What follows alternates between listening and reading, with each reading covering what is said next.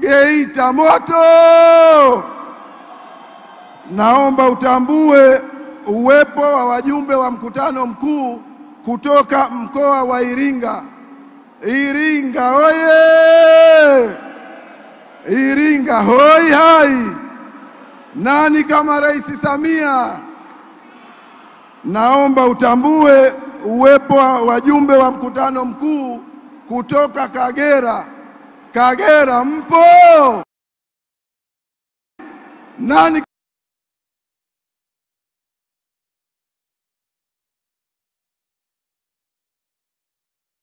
kutoka kaskazini Pemba?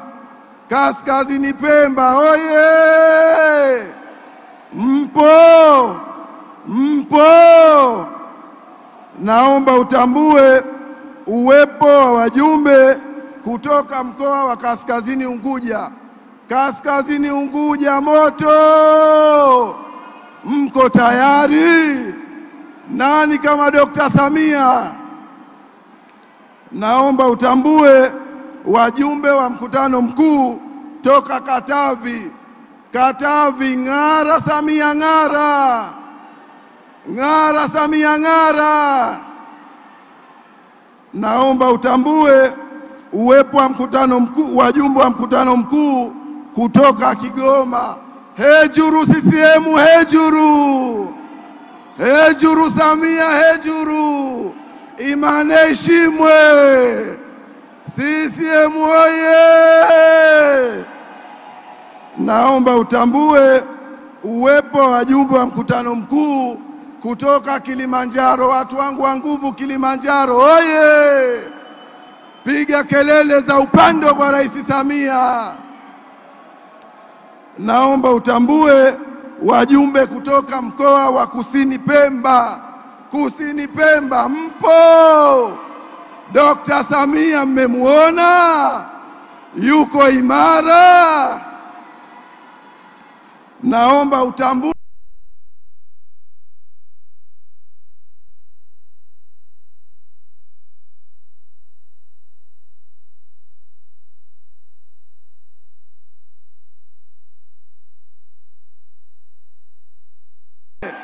Kusini Unguja wanasema wala mkumacho. Mheshimiwa Mwenyekiti, naomba mtambue wajumbe wa mkutano mkuu kutoka Lindi. Lindi, piga kelele kwa Dr. Samia. Lindi wanasema 100 kwa Dr. Samia. Lindi moto. Naomba mtambue mkoa wa Magharibi, Unguja Magharibi, piga kelele kwa Dr. Samia. Salamu alaikum. Naomba utambue uwepo wa wajumbe kutoka Manyara. Manyara Saita. Manyara moto. Watu wangu wa nguvu Manyara, piga kelele za upendo kwa Dr. Samia. Naomba utambue uwepo wa wajumbe wa mkutano mkuu kutoka Mbeya. Mbeya oye! Mbeya moto. Naomba utambue uwepo wa wajumbe wa mkutano mkuu kutoka Mara. Mara, watu wangu wa nguvu Mara, kelele kwa Dr. Samia za upendo. Naomba utambue uwepo wa wajumbe wa mkutano mkuu kutoka mjini Unguja. Mjini Unguja mambo. Saleku. Nani kama Dr. Samia? Kelele za nguvu kwa Dr. Samia.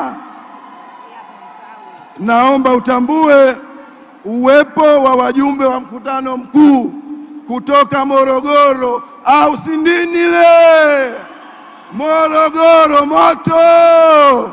Mko tayari? Mmemuona Dr. Samia? Naomba utambue uwepo wa wajumbe wa mkutano mkuu kutoka Mtwara. Mtwara Kuchele. Mtwara oye! Mtwara moto. Naomba utambue uwepo wa wajumbe wa mkutano mkuu kutoka mkoa wa Mwanza. Mwanza oye!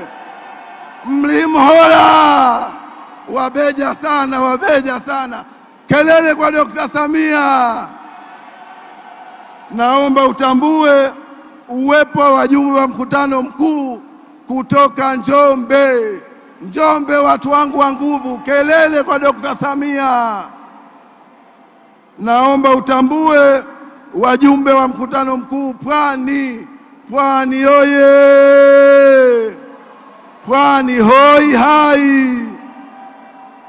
Naomba utambue wajumbe wa mkutano mkuu kutoka mkoa wa Rukwa. Ng'ara Dr. Samia, ng'ara! Ng'ara CCM, ng'ara! Naomba utambue uwepo wa wajumbe wa mkutano mkuu kutoka Ruvuma. Wapi Ruvuma? Piga kelele kwa Dr. Samia Ruvuma. Ruvuma moto! Mko tayari? Naomba utambue uwepo wa wajumbe wa mkutano mkuu kutoka Shinyanga. Shinyanga, Shinyanga! Kelele kwa Dr. Samia. Mko tayari? Shinyanga wanasema 100 kwa Dr. Samia. Kweli si kweli? Naomba utambue watu wangu wa nguvu Simiyu. Wapi Simiyu? Piga kelele kwa Dr. Samia. Naomba utambue wajumbe wa mkutano mkuu toka Singida. Singida hoi hai! Singida hoi hai! Hoi hai! Naomba utambue wajumbe kutoka mkoa wa Songwe. Ng'ara Samia, ng'ara! Ng'ara CCM, ng'ara! Naomba utambue uwepo wa wajumbe wa mkutano mkuu kutoka Tabora. Wapi Tabora? Wapi Tabora? Dr. Samia oye! Naomba utambue uwepo wa wajumbe wa mkutano mkuu kutoka mkoa wa Tanga. Waja leo, mmemwona Dr. Samia. Kelele za upendo kwa Dr. Samia. Ndugu mwenyekiti, pamoja nao tunao viongozi wa vyama mbalimbali vya siasa ambavyo tumevialika kwenye mkutano mkuu huu wa 10 wa Chama cha Mapinduzi. Nao nitawatambulisha kwa utaratibu maalum, lakini kabla ya hao naomba utambue uwepo wa ndugu zetu watendaji kutoka mashirika na taasisi mbalimbali za serikali ambao tumewaalika kama ni wadau wetu muhimu katika utekelezaji wa ilani ya uchaguzi ya Chama cha Mapinduzi. Wakurugenzi, wakuu wa mashirika, popote mlipo, simameni na mumpungie mkono Dr. Samia. Ndugu mwenyekiti, naomba utambue uwepo wa makamisa wetu, wajumbe wa kamati za siasa za mikoa. Nao tumewaalika kuja kujumuika nasi siku ya leo. Wakuu wa mikoa, popote mlipo, naomba msimame na mumpungie Dr. Samia. Lakini pamoja nao naomba utambue uwepo wa makamisa wetu wa wilaya, wakuu wa wilaya, wajumbe wa kamati za siasa za wilaya. Popote mlipo, naomba msimame na mumpungie Dr. Samia. Ndugu mwenyekiti, nitarudi tena kwa ajili ya utambulisho maalum wa viongozi wetu wa vyama rafiki tulivyovialika. Tumeweka utaratibu maalum leo, tutawatambua baadaye kwa utaratibu maalum uwepo wenu. Bila ya kupoteza muda, nimuombe sasa katibu mkuu wa Chama cha Mapinduzi aje na aendelee na ratiba hii. CCM oye! CCM oye! Dr. Samia oye!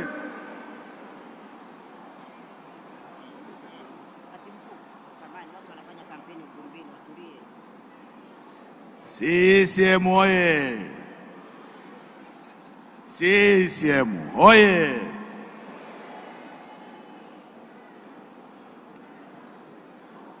Ndugu zangu, Jamhuri ya Muungano wa Tanzania,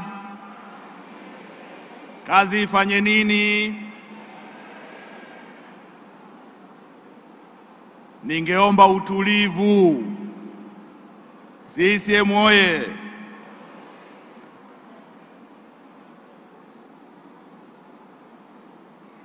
Ndugu Daktari Samia Suluhu Hassan, mwenyekiti wa Chama cha Mapinduzi na rais wa Jamhuri ya Muungano wa Tanzania, Daktari Ali Mohamed Shein, makamu mwenyekiti wa CCM Zanzibar, ndugu Abdulrahmani Omar Kinana, makamu mwenyekiti wa CCM Bara. CCM oye! Jamani, muda wa kampeni umekwisha, sasa tusikilize, tuende na ratiba. CCM oye!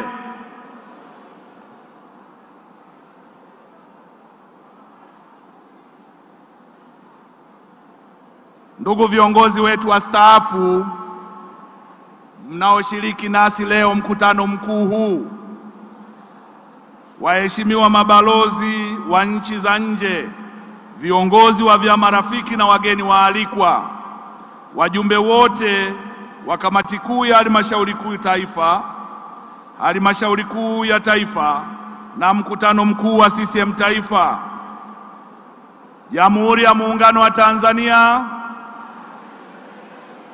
Jamhuri ya Muungano wa Tanzania, kidumu Chama cha Mapinduzi. Ndugu mwenyekiti wa Chama cha Mapinduzi, Daktari Samia Suluhu Hassan, kama tunavyofahamu, kwa mujibu wa katiba ya chama chetu, muda wa kipindi cha uongozi ndani ya chama na jumuiya zake ni miaka 5. Na kwa kuwa mkutano mkuu wa 9 wa CCM wa taifa uliowachagua viongozi wa ngazi ya taifa ulifanyika tarehe 18 na 19 mwezi wa 12 mwaka 2017, basi mwaka huu wa 2022 ni mwaka wa uchaguzi mkuu wa viongozi wa CCM na jumuiya zake zote. Ili kutekeleza matakwa hayo ya kikatiba, zoezi la uchaguzi wa viongozi wa CCM na jumuiya zake lilianza mwezi Februari mwaka 2022 kwa uchaguzi wa viongozi wa mashina na kuendelea hadi mwezi Novemba mwaka huu, ambapo viongozi wa ngazi ya mikoa, chama na jumuiya zake walichaguliwa. Kutokana na mwamko na hamasa kubwa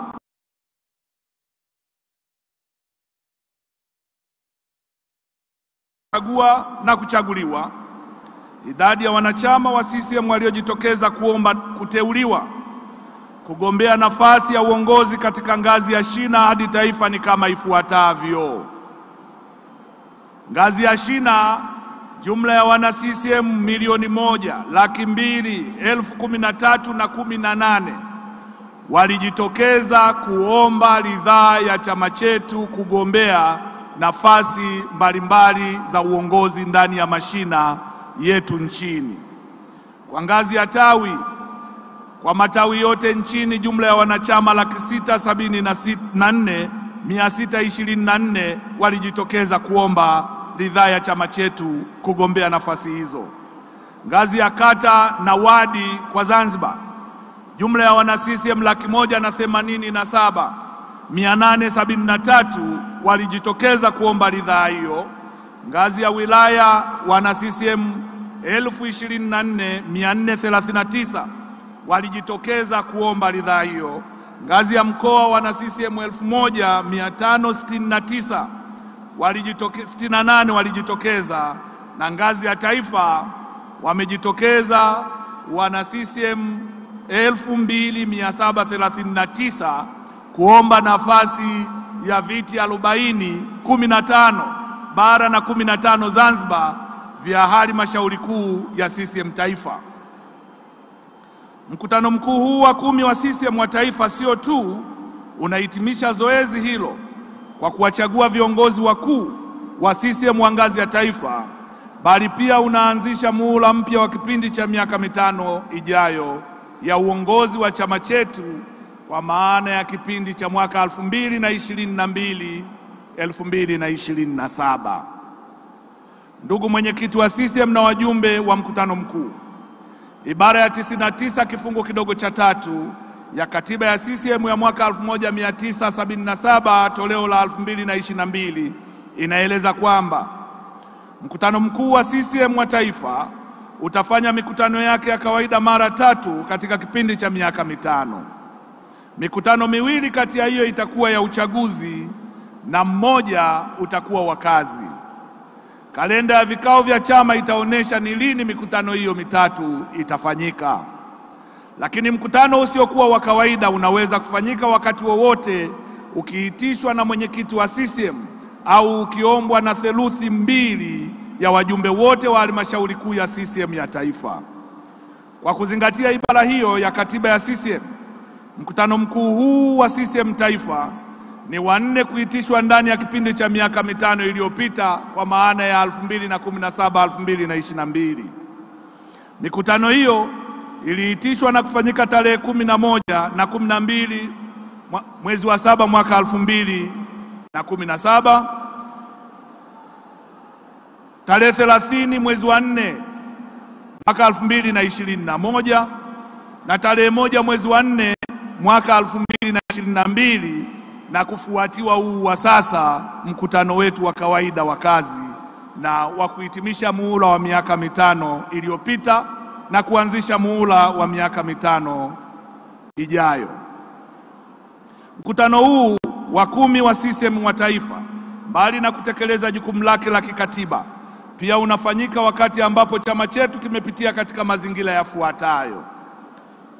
Mosi, chama chetu kimefikisha miaka 45 tangu kuzaliwa kwake tarehe 5 Februari mwaka 1977. 2, chama chetu kimeadhimisha kumbukumbu ya miaka 100 ya kuzaliwa kwa baba wa taifa hayati Mwalimu Julius Kambarage Nyerere na miaka 23 ya kifo chake. 3, taifa letu limefikisha miaka 30 tangu kuanzisha kwa mfumo wa demokrasia ya vyama vingi vya siasa mwaka 1992, na hadi sasa vipo jumla ya vyama vya siasa 19 vyenye usajili wa kamili. 4, taifa letu liliendesha sensa ya watu na makazi ya mwaka 2022. Sensa hiyo ilifanyika tarehe 23 Agosti mwaka 2022 kwa mafanikio makubwa sana, ambayo ni sensa ya 6 tangu muungano wa nchi zetu mbili, Tanganyika na Zanzibar. Sensa nyingine zilifanyika mwaka 1964, 1967, 1978, 1988, 2002 na 2012. Na 5, kwa mara ya kwanza katika historia ya CCM na taifa letu, tuliondokewa na mwenyekiti wetu na rais wa Jamhuri ya Muungano wa Tanzania akiwa madarakani, hayati John Pombe Joseph Magufuli, aliyeaga dunia tarehe 17 mwezi wa 3 2021. Ndugu mwenyekiti wa CCM na wajumbe wa mkutano mkuu, kama nilivyoeleza hapo juu, mkutano huu wa 10 wa CCM taifa unahitimisha zoezi la uchaguzi mkuu wa CCM na jumuiya zake wa mwaka 2022. Hivyo, kwa kuzingatia ibara ya 100 kifungu kidogo cha kwanza na kifungu kidogo cha 5 a mpaka c ya katiba ya CCM ya mwaka 1977 toleo la mwaka 2022, unatarajiwa kutekeleza majukumu yafuatayo. Mosi, kufanya marekebisho ya katiba ya CCM ya mwaka 1977 toleo la 2022, kupokea taarifa ya utekelezaji wa ilani ya CCM ya serikali za Jamhuri ya Muungano wa Tanzania na Serikali ya Mapinduzi ya Zanzibar, na taarifa ya halmashauri kuu ya CCM ya taifa juu ya utekelezaji wa kazi za chama na jumuiya zake kwa kipindi cha miaka mitano iliyopita. Lingine ni uchaguzi wa viongozi wa CCM wa ngazi ya taifa, ambao ni wajumbe wa halmashauri kuu ya CCM taifa, viti vya taifa, kundi la Zanzibar na kundi la bara. makamu mwenyekiti wa CCM Zanzibar, makamu mwenyekiti wa CCM Bara na mwenyekiti wa Chama cha Mapinduzi. Ndio maana kauli mbiu yetu inasema CCM imetimia. Baada ya mkutano wa leo ni kazi kusonga mbele.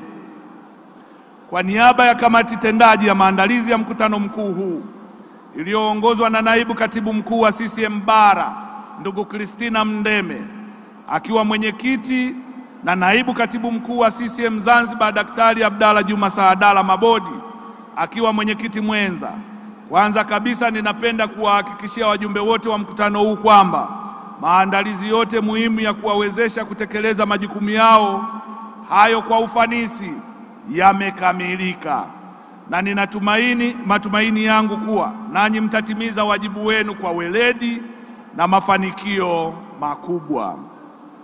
Pili, ninapenda kuwapa pole ya safari wajumbe wote wa mkutano huu na kuwapongeza kwa mahudhurio yenu.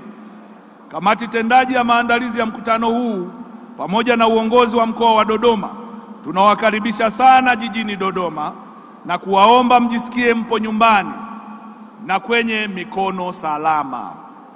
Tunaamini kuwa wote mmepata mapokezi mazuri na huduma za kuridhisha, lakini sisi ni binadamu, hivyo pale palipo na mapungufu tunaomba radhi kwa mapungufu hayo.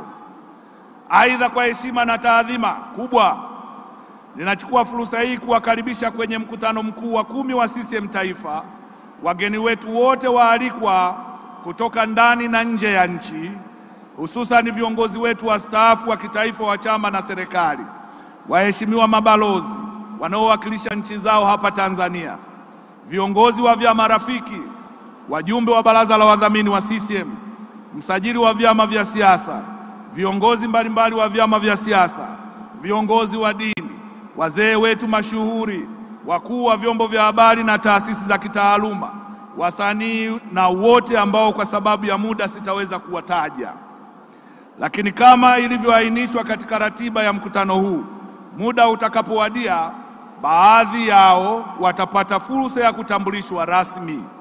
Hivyo kwa dhati kabisa tunawashukuru na kuwaambia asanteni sana na karibuni sana Dodoma.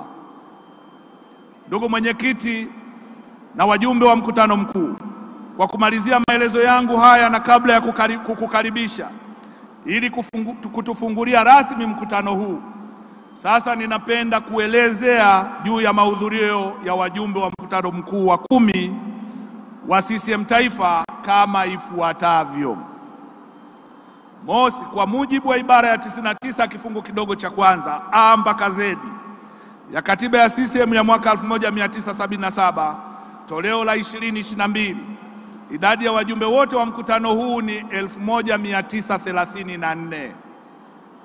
Idadi ya wajumbe waliohudhuria mkutano huu ni 1928, sawa na asilimia 99.6. Idadi ya wajumbe wasiohudhuria kwa dharura ni 6 pekee.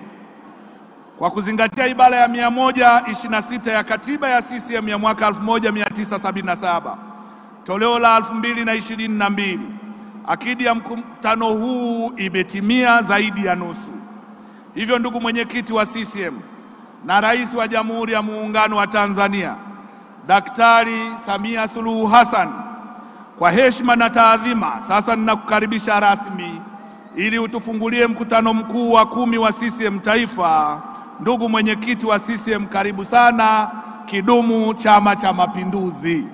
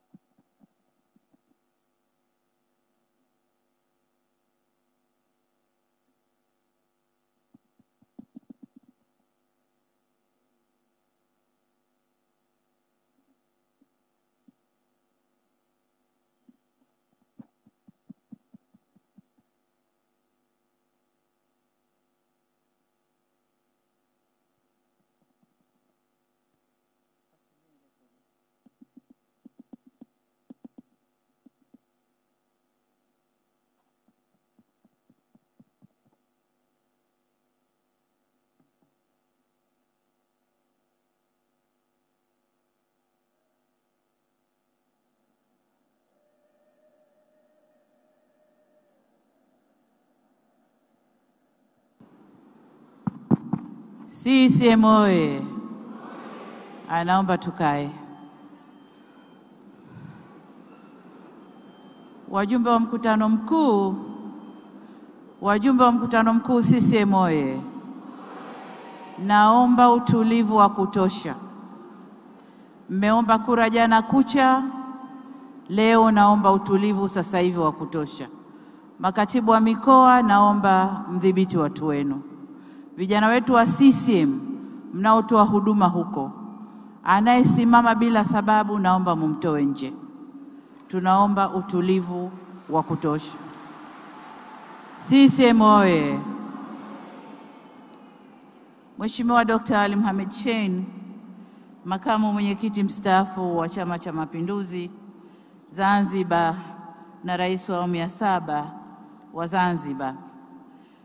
Ndugu Comrade Abdulrahman Kinana, makamu mwenyekiti wa Chama cha Mapinduzi kwa upande wa bara.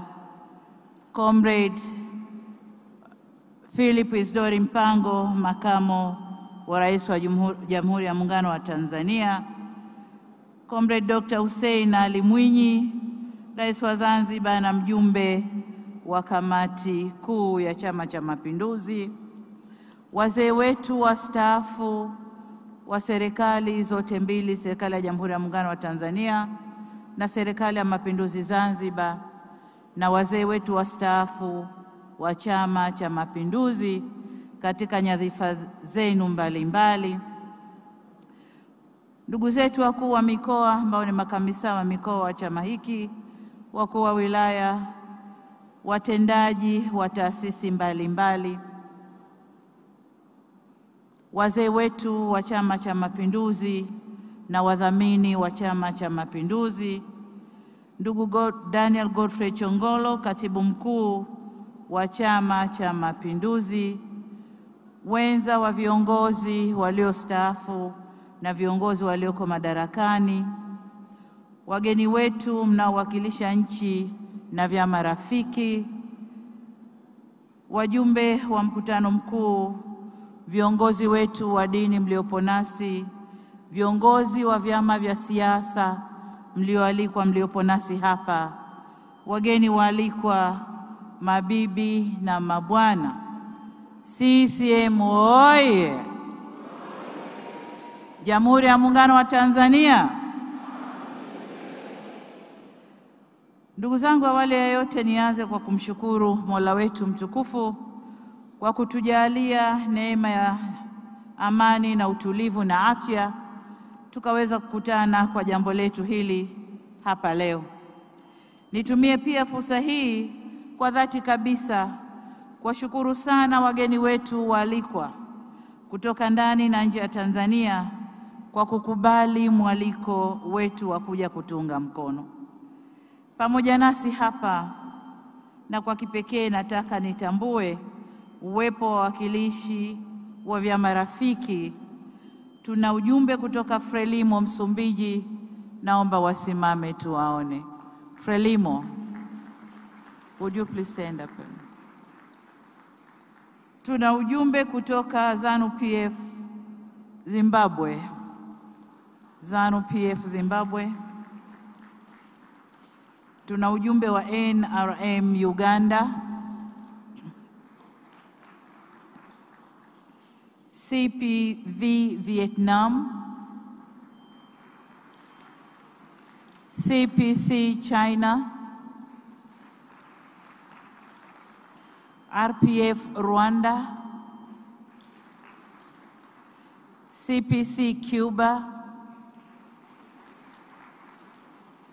CNDD FDD Burundi. Wakilishi Zambia UPND Zambia. Wawakilishi kutoka Jamhuri ya Kidemokrasia ya Korea.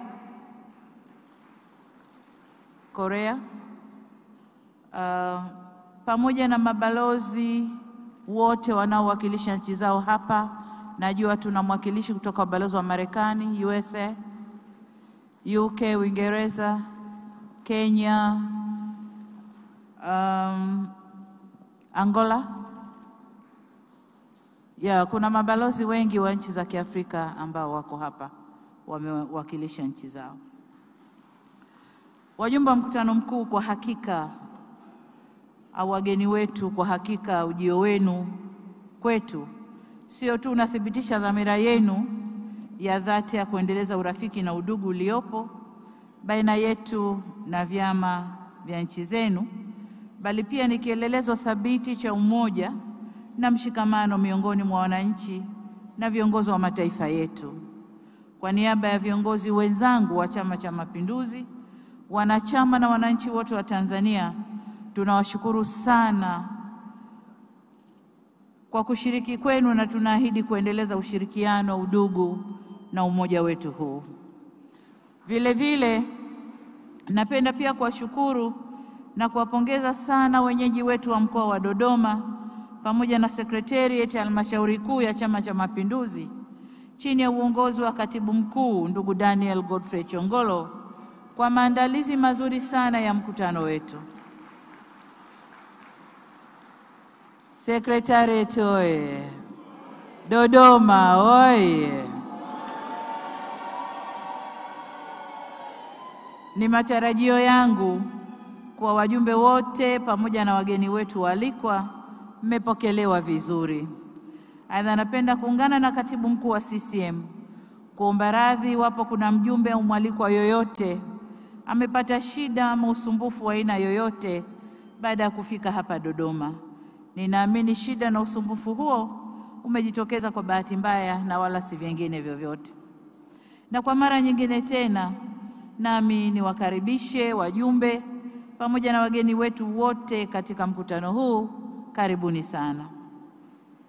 Ndugu viongozi na wajumbe wa mkutano mkuu, kama ilivyokwishaelezwa na Katibu Mkuu, kazi za mkutano huu wa siku mbili zimegawika katika sehemu kuu tatu. Sehemu ya kwanza ni kupokea na kutathmini utekelezaji wa ilani ya uchaguzi ya chama chetu ya mwaka 2020 na 2025, lakini sehemu ya pili ni kupokea na kutafakari utekelezaji wa kazi za chama na jumuiya zake kwa kipindi cha miaka mitano 2017 na 2022, na kazi ya tatu ni kufanya uchaguzi kwa viongozi wa kitaifa wa chama chetu watakaoongoza kuanzia mwaka huu 2022 hadi 2027. Kwa kuzingatia uzito na umuhimu wa ajenda hizo tatu kwa mustakabali wa maendeleo ya chama na taifa letu, napenda kueleza kwa muhtasari mambo yafuatayo. Utekelezaji wa ilani ya CCM ya uchaguzi ya 2020-2025. Kama tunavyofahamu, ilani ya uchaguzi ndio ahadi na mkataba uliopo kati ya wananchi na Chama cha Mapinduzi. Wakati wa kampeni za uchaguzi mkuu wa mwaka 2020, Chama cha Mapinduzi iliahidi kuwa iwapo Watanzania wataichagua na kuipa ridhaa na kuongoza nchi, basi kazi ya serikali itakayoundwa na kuongozwa na Chama cha Mapinduzi itakuwa ni kutekeleza ahadi zilizoainishwa katika ilani hiyo. Hivyo basi, kazi ya kutekeleza ilani hiyo kwa wananchi ndilo jukumu la kwanza kabisa la serikali zote mbili zinazoongozwa na Chama cha Mapinduzi, yaani serikali ya Jamhuri ya Muungano wa Tanzania na serikali ya Mapinduzi Zanzibar. Na kwa kweli kazi ya utekelezaji wa ilani inaendelea kwa kasi kubwa.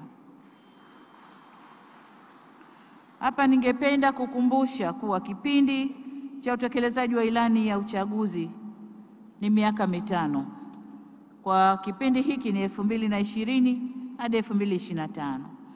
Na kwa kuwa uchaguzi mkuu ulifanyika tarehe 28 Oktoba 2020, kwa bajeti yetu ya kwanza tuliotekeleza ilani ya uchaguzi ni bajeti ya mwaka 2021 na 2022, na sasa tuko katika mwaka wa pili wa utekelezaji wa ilani hiyo. Kwa kuzingatia ukweli kuwa taarifa zitakazowakilishwa hivi punde kuhusu utekelezaji wa ilani ya uchaguzi kwa upande wa Tanzania bara na Zanzibar ni za kipindi cha takriban miaka miwili tu. Hivyo kwa wale watakaopenda kutupima, basi ninawaomba wazingatie hilo, kwamba bado tuko kwenye mwaka wa pili wa utekelezaji wa ilani hiyo. Na kwa sababu ya muda, nadhani sina haja ya kueleza mafanikio yaliyofikiwa hadi sasa, kwani si muda mrefu Waziri Mkuu pamoja na makamu wa pili wa Rais wa Zanzibar wataifanya kazi hiyo. Lakini jukumu letu la pili ni utekelezaji, kupokea na kutafakari utekelezaji wa kazi za chama na jumuiya zake kwa kipindi cha mwaka 2017-2022. Katika sura ya 10 kifungu cha 165 ya mwelekeo wa sera za CCM katika kipindi cha mwaka 2020 hadi 2030 unatukumbusha kuwa Chama cha Mapinduzi kina wajibu mkubwa sio tu katika kuandaa au kusimamia maandalizi ya sera na ilani zake, bali pia katika kutekeleza kwa vitendo sera na ilani hizo. Mbali na mwelekeo huo wa sera za CCM, yapo pia maazimio ya mkutano mkuu wa 9 wa Chama cha Mapinduzi, ambayo kwa kuzingatia ibara ya 102 kifungu kidogo cha 5 ya Katiba ya Chama cha Mapinduzi ya mwaka 1977 toleo la 2022, ni wajibu wa halmashauri kuu ya CCM Taifa kusimamia utekelezaji wa maazimio hayo niliyoyataja mkutano mkuu wa 9. Hivyo halmashauri kuu ya CCM Taifa ina wajibu wa kuwasilisha mbele ya mkutano mkuu huu wa 10 wa CCM Taifa taarifa yake kuhusu utekelezaji wa kazi za chama na jumuiya zake kwa kipindi cha miaka 5 iliyopita, na taarifa hiyo itawasilishwa. Taarifa hiyo ambayo itawasilishwa kwenu baadaye pia inatoa tathmini na kipimo cha utendaji kazi wa kamati kuu pamoja na secretariat ya halmashauri kuu ya CCM Taifa, ambazo muda sio mrefu kama nilivyosema zitawasilishwa hapa. Ni taarifa iliyosheheni mafanikio makubwa kwa chama chetu, hususan katika eneo la uchumi na ujenzi wa misingi imara ya chama kujitegemea. Vile vile inajenga msingi wa mwelekeo na kupendekeza malengo ya chama chetu katika kipindi cha miaka 5 ijayo mbele ya mkutano huu mkuu. Lakini taarifa hiyo pia itasema kwa kiasi kidogo mageuzi yanayoendelea kufanywa ndani ya chama chetu na kukirudisha chama mikononi kwa wananchi.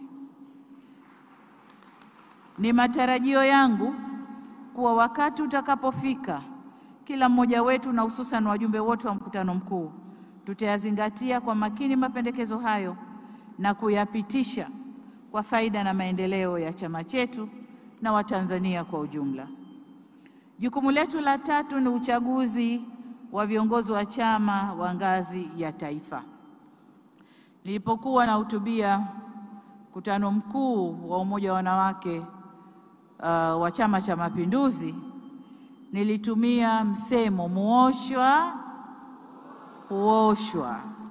Sasa mimi na wenzangu wa halmashauri kuu ya taifa na kamati kuu tuliosha wenzetu kutoka ngazi ya shina mpaka kufikia mkoa, na leo ni zamu yetu kuoshwa. Nachowaomba mtuoshe, tutakate, turudi kukitumikia chama hiki.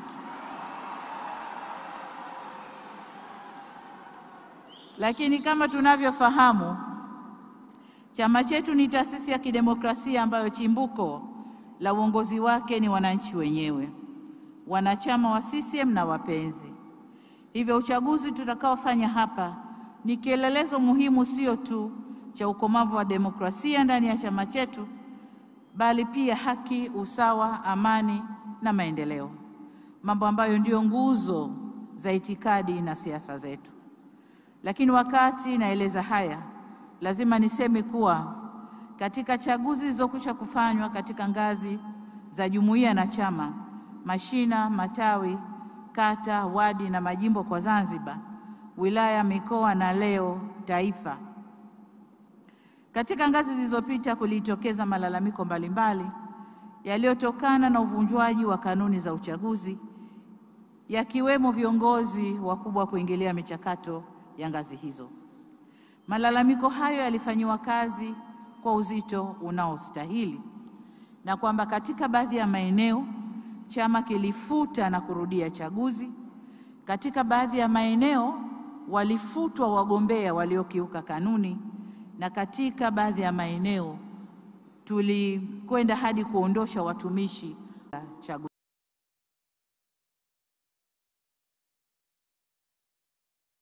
Vingine hivyo, katiba, sheria na kanuni lazima zifuatwe.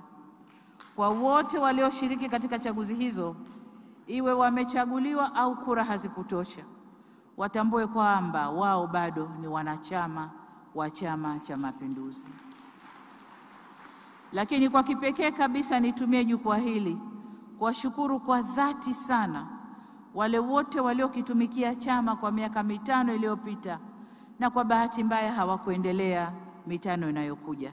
Tunawashukuru kwa dhati sana kwa mchango mkubwa walioutoa katika kuendesha chama chetu ndani ya miaka mitano iliyopita, na kwamba watambue kwamba wakati wote wanapaswa kuzingatia, waliochaguliwa na wasiochaguliwa, wakati wote wanapaswa kuzingatia wajibu wao kama ilivyoainishwa chini ya ibara ya 15 kifungu cha kwanza kidogo cha kwanza hadi cha 9 ya katiba ya chama chetu. Aidha, ni muhimu wafahamu kuwa haitakuwa rahisi hata kidogo kwa CCM kutekeleza kwa ufanisi malengo yake yaliyoainishwa chini ya ibara ya 5 kwanza ya katiba ya CCM iwapo wanachama na viongozi hatutakuwa wamoja na tulioshikamana kwa dhati. Kwa hiyo ninawaomba na kuwasihi tuzingatie sana umuhimu na haja ya kudumisha umoja na mshikamano ndani ya chama na jumuiya zake. Na kwa mnasaba huo, napenda nitumie fursa hii kuwapongeza wenye viti, makamu wenye viti na jumuiya, wenye viti wa mikoa, makamu wenye viti wa jumuiya na makamu zao wa chama na viongozi wengine wote waliochaguliwa katika ngazi mbalimbali. Ni matarajio yangu kuwa chama kitapata kasi mpya ya kusonga mbele kwa ari mpya itayoletwa na viongozi waliochaguliwa. Kwa hiyo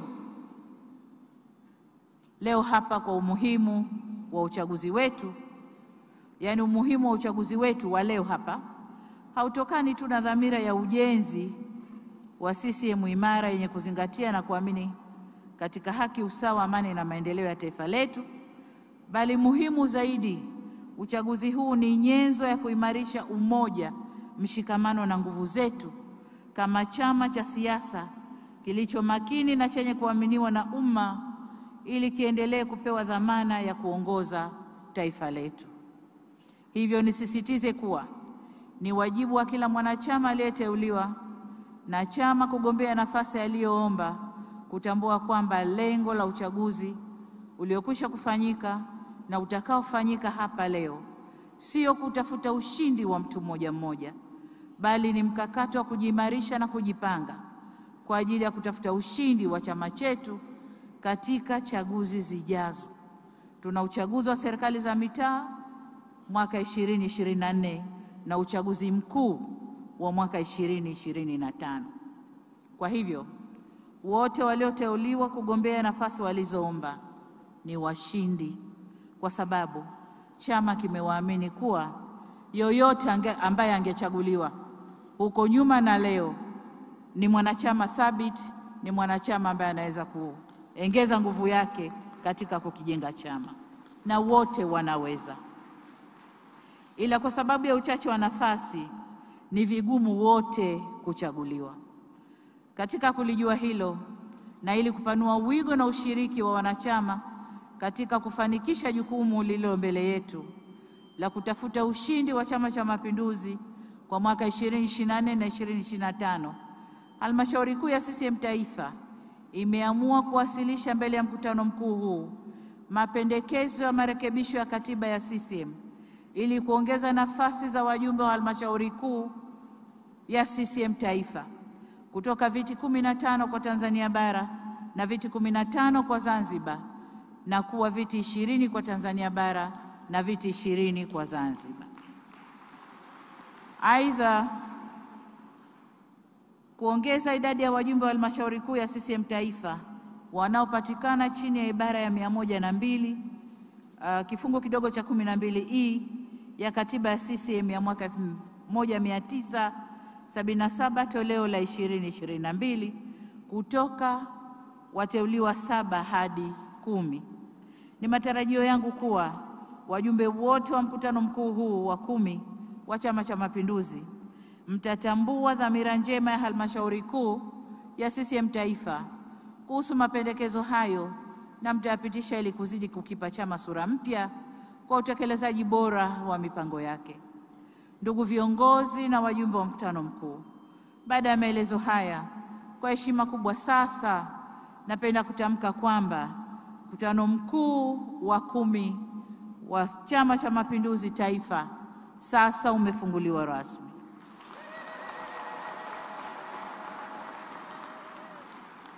Mungu ibariki Tanzania, Mungu ibariki Afrika, na washukuru wajumbe wa mkutano mkuu kwa utulivu.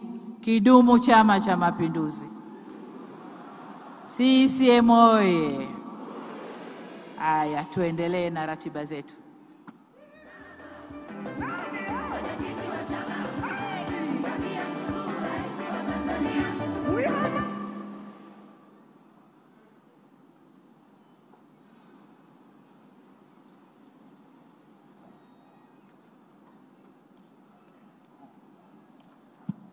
Waheshimiwa wajumbe wa mkutano mkuu,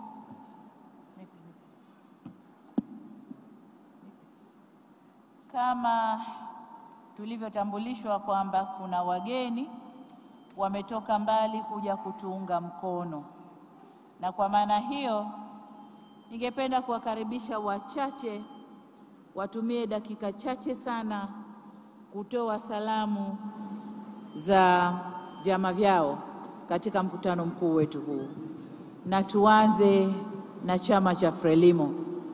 Frelimo, karibu sana. Samahani, Frelimo, sorry, samahani. Tuna Mheshimiwa Rais Ibrahim Ghali wa Saharawi. Mheshimiwa Rais, tungependa kukupa nafasi ya kwanza kutoa salamu za chama chako. Karibu sana.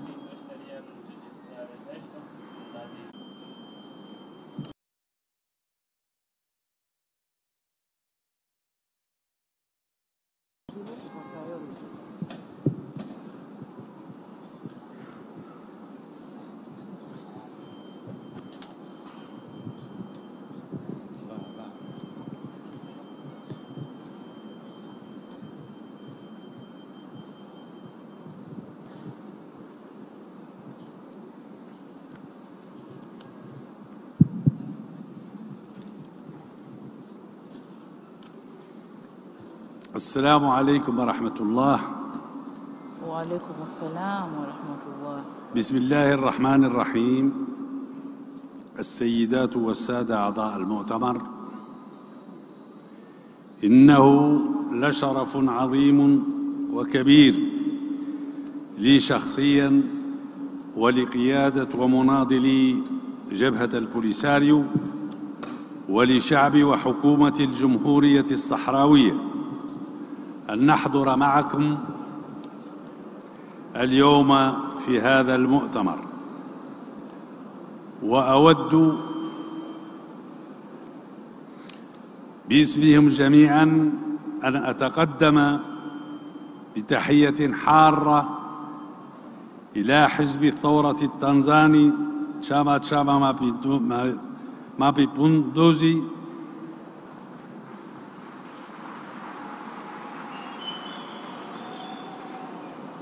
إلى حزب الثورة التنزاني Chama Mapinduzi بكل مناضلاته ومناضليه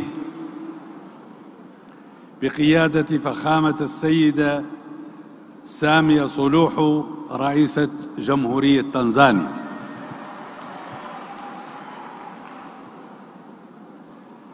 كما أود أن أعبر عن جزيل الشكر والامتنان على الدعوة الكريمة التي وجهتموها لنا لحضور مؤتمركم الموقر، مع صادق التمنيات بنجاح هذا الحدث المتميز والذي ينعقد في ظل ظروف قارية ودولية صعبة تلقي بظلالها على العلاقات الدولية وعلى السلم والأمن في العالم. كما تعلمون فإن حزب الثورة التنزاني وجبهة البوليساريو ارتبطا بعلاقات تاريخية وثيقة ويشتركان معا ومع كل حركات التحرر والأحزاب التقدمية الإفريقية المبادئ والأهداف السامية نفسها، وخاصة عندما يتعلق الأمر بالعمل من أجل وحدة شعوب إفريقيا وتحرير القارة من كل مظاهر ومخلفات الاستعمار وتكثيف الجهود من أجل النهوض بالعملي الإفريقي المشترك والحديث بصوت واحد مع جميع الشركاء في العالم.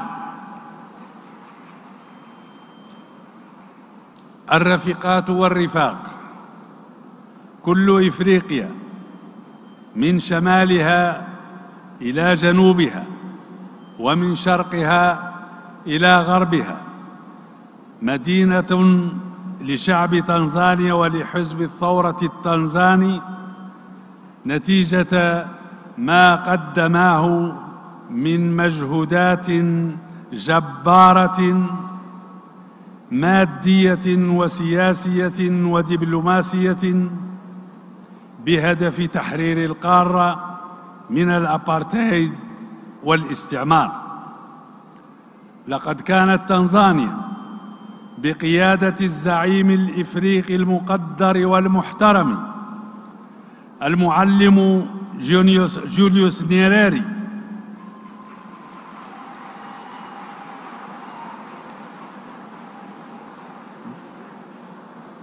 تقود الكفاح التحرري الإفريقي حتى أن العاصمة دار السلام تم اختيارها مقراً للجنة التحرير الإفريقية التابعة لمنظمة الوحدة الإفريقية.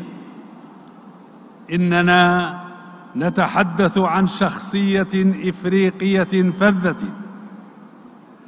سجل اسمها بحروف من ذهب ستحفظه الأجيال الإفريقية خالدة في ذاكرتها الجماعية مع الآباء المؤسسين والرموز التاريخيين لقارتنا العزيزة. لقد ضحت تنزانيا وشعبها العظيم بقيادة حزب الثورة التنزاني وعانت من حصار اقتصادي ظالم بسبب مساندتها ومؤازرتها لقوى التحرر في إفريقيا والعالم، لكن ذلك لم يثنيها عن التمسك بالدفاع عن المبادئ الإنسانية السامية التي تؤكد على حق الشعوب في تقرير المصير والديمقراطية والمساواة، وتقر بأن السلام العالمي لا يمكن أن يتحقق إلا إذا كان مبنياً على الاحترام المتبادل والتعاون المثمر بين الشعوب والأمم وتطبيق الشرعية الدولية ونبذ كل أشكال الظلم والعدوان. من هنا فإنني أتوجه باسم شعب وحكومة الجمهورية الصحراوية وباسم جبهة البوليساريو إلى فخامة السيدة سامية صلوح، ولقيادة حزب الثورة التنزانية وإطاراته ومنتسبيه، ومن خلالهم إلى الشعب التنزاني كافة، بكل الشكر والعرفان والتقدير على موقف تنزانيا المبدئي والمحترم المدافع عن حق شعبنا الثابت في ممارسة تقرير المصير واستكمال السيادة على كامل وطنه المستقل، وبالتالي تصفية آخر مظاهر الاستعمار من قارتنا الإفريقية. إنه موقف مبدئي راسخ تبنته تنزانيا مبكرا وبحزم واستمرارية منذ اندلاع الكفاح الوطني الصحراوي التحرري ضد الاستعمار الإسباني، ثم ضد عدوان الجيران بعد ذلك واحتلالهم لأجزاء من تراب الجمهورية الصحراوية العضو المؤسس في الاتحاد الإفريقي. إنه موقف مشرف لأنه يعطي الأولوية لوحدة ومصلحة إفريقيا وشعوبها، مع إدراك خطورة أي تساهل مع المواقف العدوانية التي تنتهك أهداف ومبادئ القانون التأسيسي للاتحاد الإفريقي على غرار احترام الحدود الموروثة غداة الاستقلال وعدم احتلال أراضي الغير بالقوة. إنه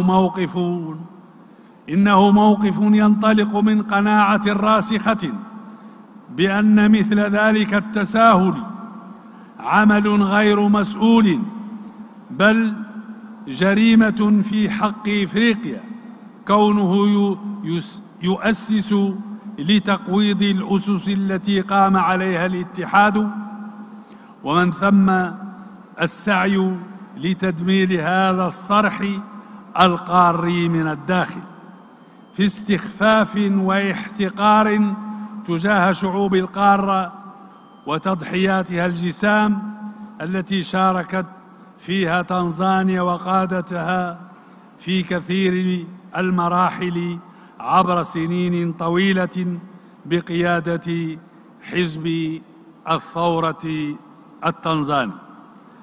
عاش حزب الثورة التنزاني، عاش التضامن بين حزب الثورة التنزاني وجبهة البوليساريو،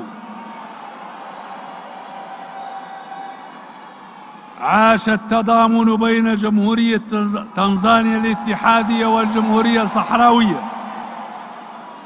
كل التوفيق لمؤتمر حزب الثورة التنزاني. أحسنت صنعا، سانتي سانا، وشكرا، والسلام عليكم ورحمة الله وبركاته. Ndugu wajumbe wa mkutano mkuu, waheshimiwa wajumbe wa mkutano mkuu, samahani. Waheshimiwa wajumbe wa mkutano mkuu, kushangilia kule na makofi imeelekea kwamba mmemuelewa. Kwa hiyo ile hotuba yake ya tafsiri atukabidhi, tutaiweka kwenye ripoti yetu ya chama. Kwa hiyo tuendelee. No, excuse me. We'll just, if you can just submit the translation to the party secretary.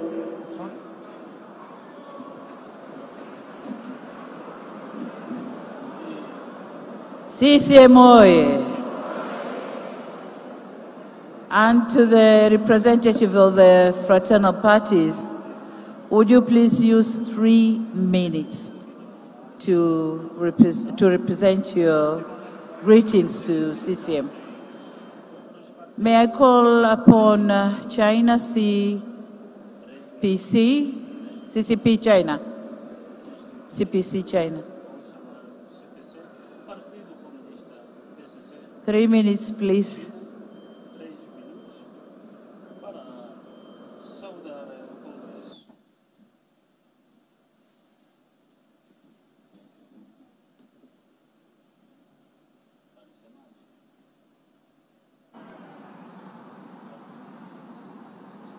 Comrade Chairperson, Dr.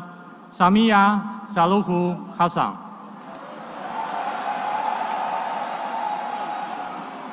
Comrade Deputy Chairman Abdul Rahman Kinana. Comrade Secretary General Daniela Chungolo. Comrades, habari za asubuhi. It gives me and my delegation great honor to be invited to attend such great national congress today. First of all, I'd like to once again to congratulate Her Excellency President Samia Suluhu Hassan's very successful state visit to China in the beginning of November. Her Excellency President Dr. Samia Suluhu Hassan was the first African head of state China has received after the 20th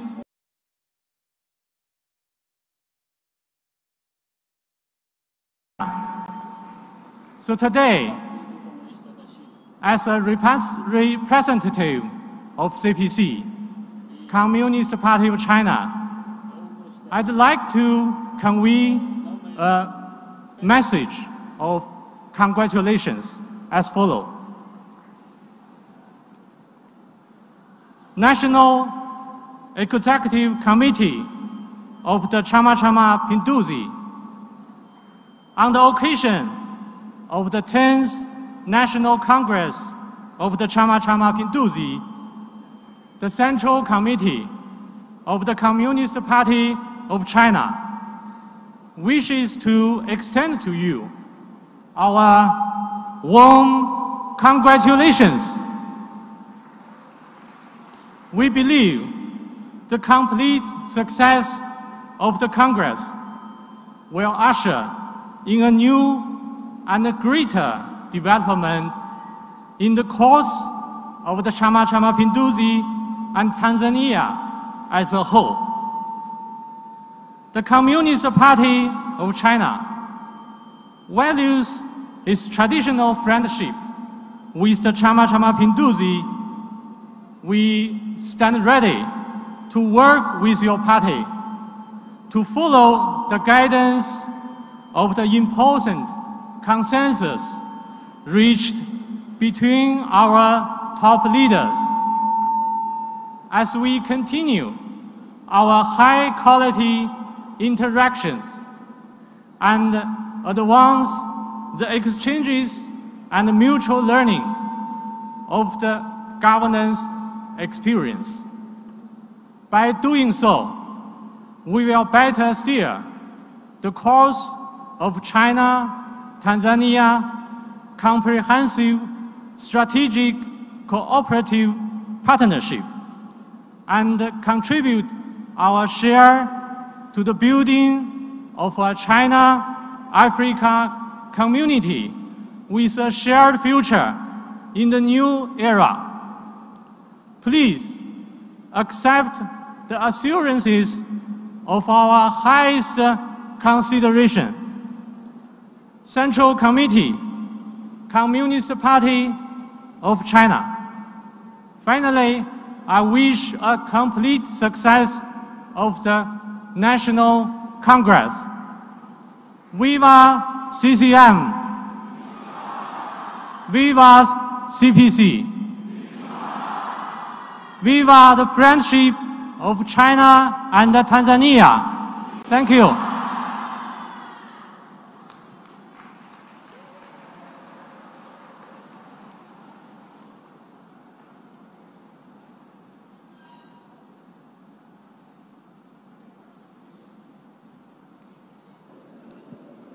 Thank you very much. Thank you very much, China. May I now invite Vietnam.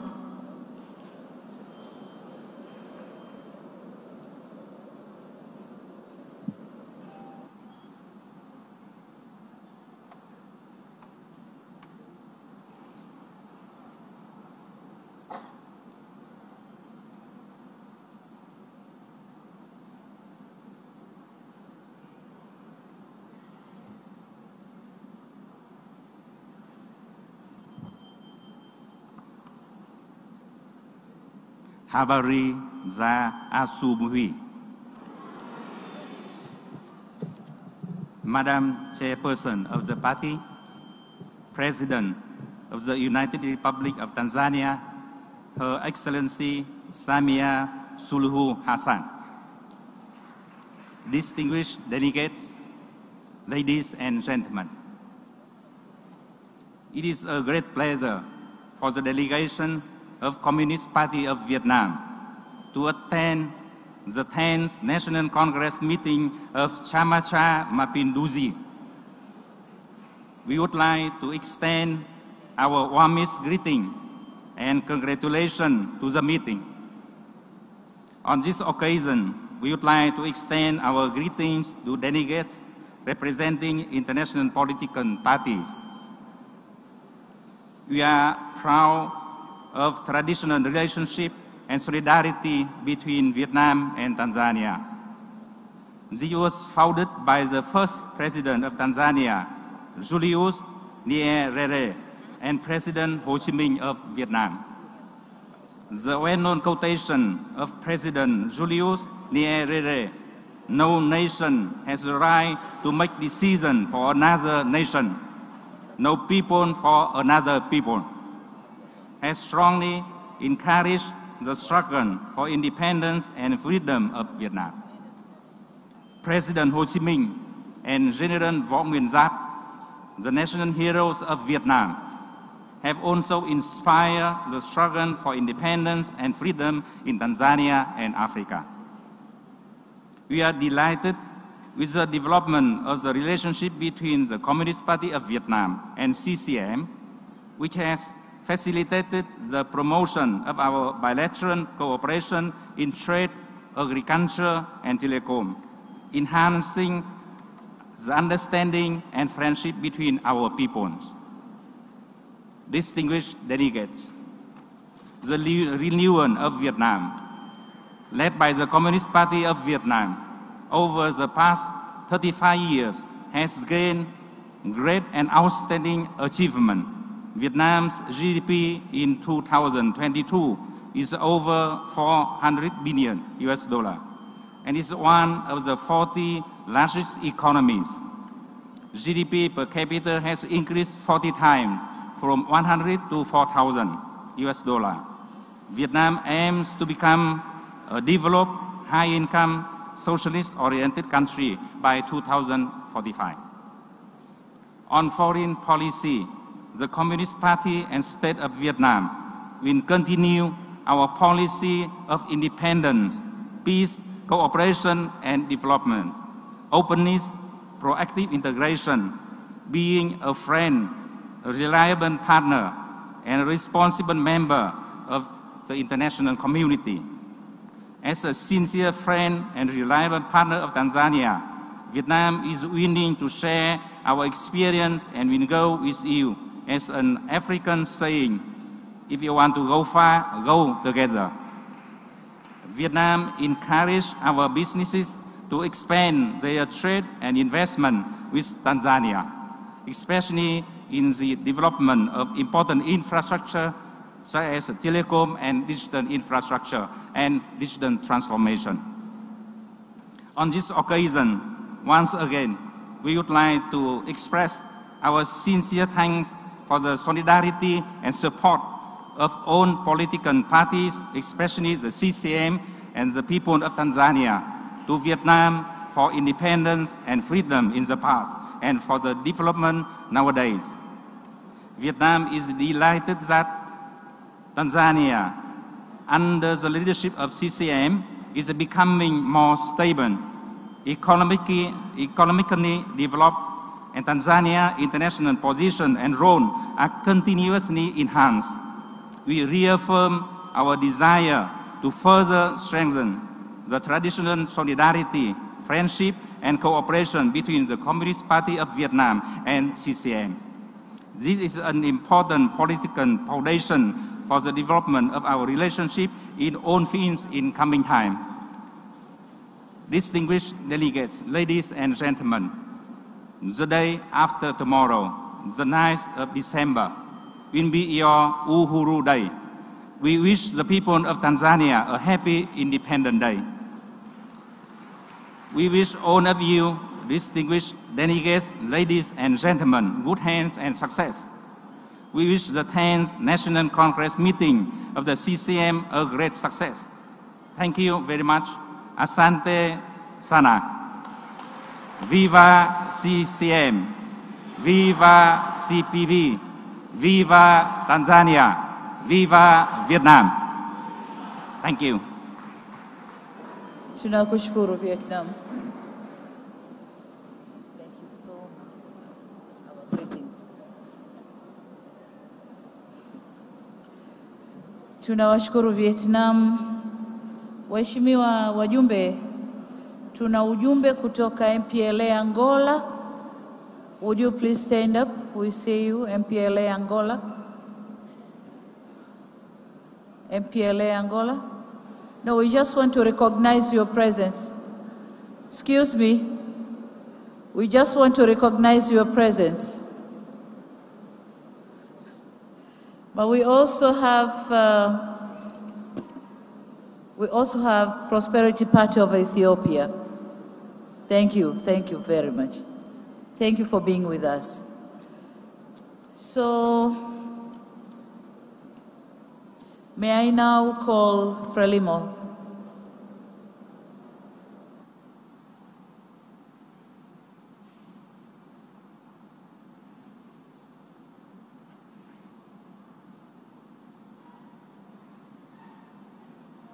Frelimo inawakilishwa na Comrade Nyaleti Monlani. Huyu ni mtoto wa Mheshimiwa Monlani, mpigania uhuru wa Frelimo. Lakini pia kuna Comrade Ludmila Rafael Mwamaguni ambaye ni mjumbe wa kamati kuu na katibu wa mawasiliano mwenezi huyo wa Frelimo. Lakini pia kuna Jos Chandugua Antonio Pacheco, mjumbe wa kamati kuu. Please proceed. Bom dia Dodoma. Bom dia. Bom dia Tanzania. Bom dia. Bom dia Mama Presidente Rais Samia Suluhu Hassan. Bom dia. Mama Samia, my sister, we're both members of SADC, so if you allow, Frelimo will speak in English for 3 minutes. Comrade Samia Suluhu Hassan, President of Chama cha Mapinduzi and President of the United Republic of Tanzania, Comrade Daniel Godfrey Shongolo, Secretary General of CCM, comrades delegates to the 10th Congress of CCM members and supporters. On behalf of Frelimo, its members and supporters, we are grateful for the invitation addressed to us to participate in this 10th Congress of Chama cha Mapinduzi, a sister party with which we remain historically and strategically related in the bilateral scope and in the broader context in terms of the Southern African region. In this context, Frelimo, its members and supporters salute the sister party Chama cha Mapinduzi, in particular, Raisi, Comrade Samia Suluhu Hassan, President of CCM and the United Republic of Tanzania, for holding this conference in this beautiful city of Dodoma. With us, we bring the message of congratulations and expression of unconditional solidarity from Comrade Felipe Jacinto Nyusi, President of Frelimo and of the Republic of Mozambique, to the comrade members and delegates of CCM. We still vividly remember the recent visit to Mozambique by Raisi Comrade Sister Samia Suluhu Hassan and the message she dedicated to the 12th Congress of Frelimo, contextualizing the origin and development of relationships that unite Chama cha Mapinduzi and Frelimo. From here, and with the support of Tanzania, we forged a diplomatic strategy to raise international support for our cause of national liberation and idealize what to do when we became independent. Here, we developed a chain of common belonging and solidarity between the national liberation movements that later gave rise to the frontline countries and to the SADC, which is today SADC, a community for the development of Southern Africa. Our past has determined that we are today and justifies the collective efforts necessary for our survival as states that are challenged to retrograde forces that in the colonial past want to plunder our resources and humiliate our people, first overthrowing the liberating parties and then invalidating our political economic conquests. We want to reiterate that we agree on the need for the liberation parties to engage in common leadership training at the Mwalimu Julius Nyerere Leadership School that already exists in Tanzania, as Comrade President Suluhu suggested at our Congress in Maputo. These actions will follow the reinforcement of our party leaderships for the adoption of consolidated common strategies for the creation of the well-being of our peoples. Congratulations. We wish you many success to Chama cha Mapinduzi, many progress to Tanzania, and a better future to the brotherly people of Tanzania. Viva Presidente Samia Suluhu Hassan! Viva CCM! Viva Tanzania y Mozambique! Asanteni sana. Asante sana, asante sana. Thank you, my sister. May I now invite MPLA Angola.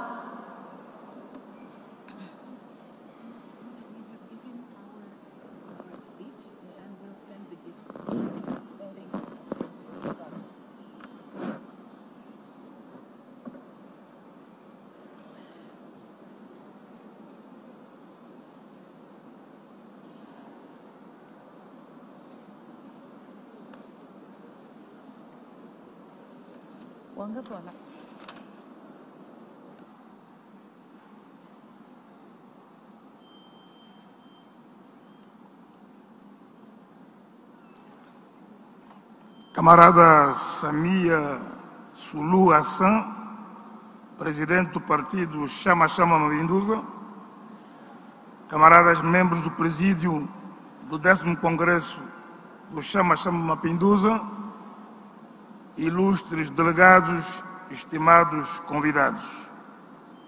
Camaradas, é com elevada honra e satisfação que, em nome do camarada João Manuel Gonçalves Lourenço, presidente do MPLA, endereçamos uma saudação calorosa, amigável e fraterna aos delegados ao 10º Congresso Nacional do Chama Mapinduzi.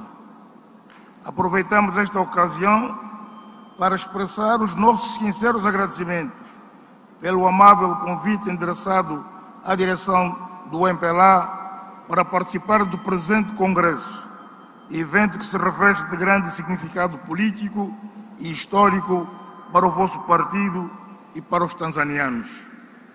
Permitam-me, camarada Presidente, igualmente agradecer-vos e, por vosso intermédio, a direção do partido, os militantes de Chama Mapinduzi, pelo acolhimento e hospitalidade brindadas desde a nossa chegada à República da Tanzânia. Camarada Presidente, a presença da delegação do MPLA neste Congresso do Chama Mapinduzi confirma as excelentes relações de amizade que unem os nossos partidos e povos ao longo das várias décadas. Constitui mais uma oportunidade para reforçar a nossa cooperação bilateral e multilateral e aprofundar as visões políticas e experiências sobre os desafios da construção dos nossos partidos e dos nossos Estados. A irmandade e a amizade entre os nossos partidos e povos foram forjados num contexto da luta política na busca pela independência nacional, um processo na qual a Tanzânia desempenhou um papel determinante, cujo legado deve ser transmitido às novas gerações dos nossos povos. Como partidos políticos e antigos movimentos de libertação, somos uma inseparável família alargada que continua a lutar para valorizar a conquista e os legados dos pais fundadores que se bateram pela liberdade, independência nacional, democracia e paz, entre os quais destacamos o professor Júlio Nyerere e o Dr. Antônio Agostinho Neto, a quem devemos continuar a render homenagem, promovendo os valores do panafricanismo que eles tanto defendiam.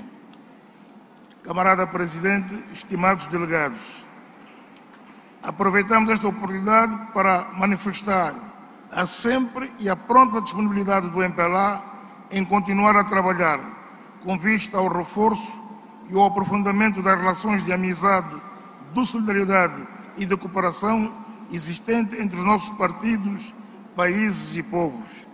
Reiteramos que podem contar sempre com o fraterno abraço do glorioso MPLA, que daqui a dias vai completar o seu 66º aniversário da sua fundação. Em nome do MPLA e do camarada João Lourenço, felicitamos a camarada Presidente do Chama Mapinduzi, os delegados ao Congresso e o povo irmão da Tanzânia por este grande evento. Viva o Chama Mapinduzi! Viva a Presidente Samia Suluhu Hassan! Viva o Presidente João Lourenço! A luta, a vitória é certa. Muito obrigado. Thank you. Asante sana MPLA, obrigado.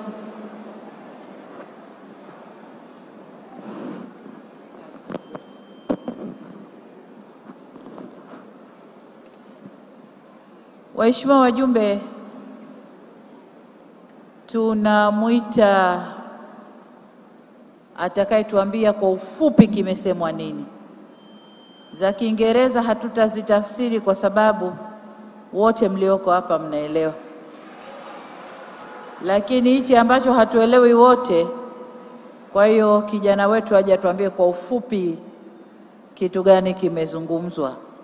Ila ni salamu za heri kutoka chama cha MPLA Angola. Yule kijana wetu wa CCM anayetafsiri kwa wapi?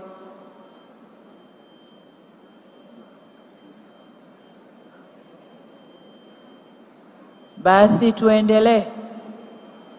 tuendelee atakapopatikana, au tutaweka tafsiri kwenye ripoti ya chama ya mkutano huu.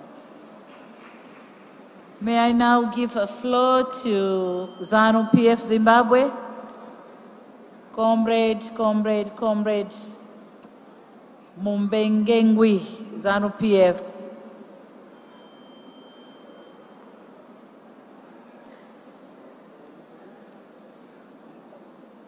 ZANU-PF oye!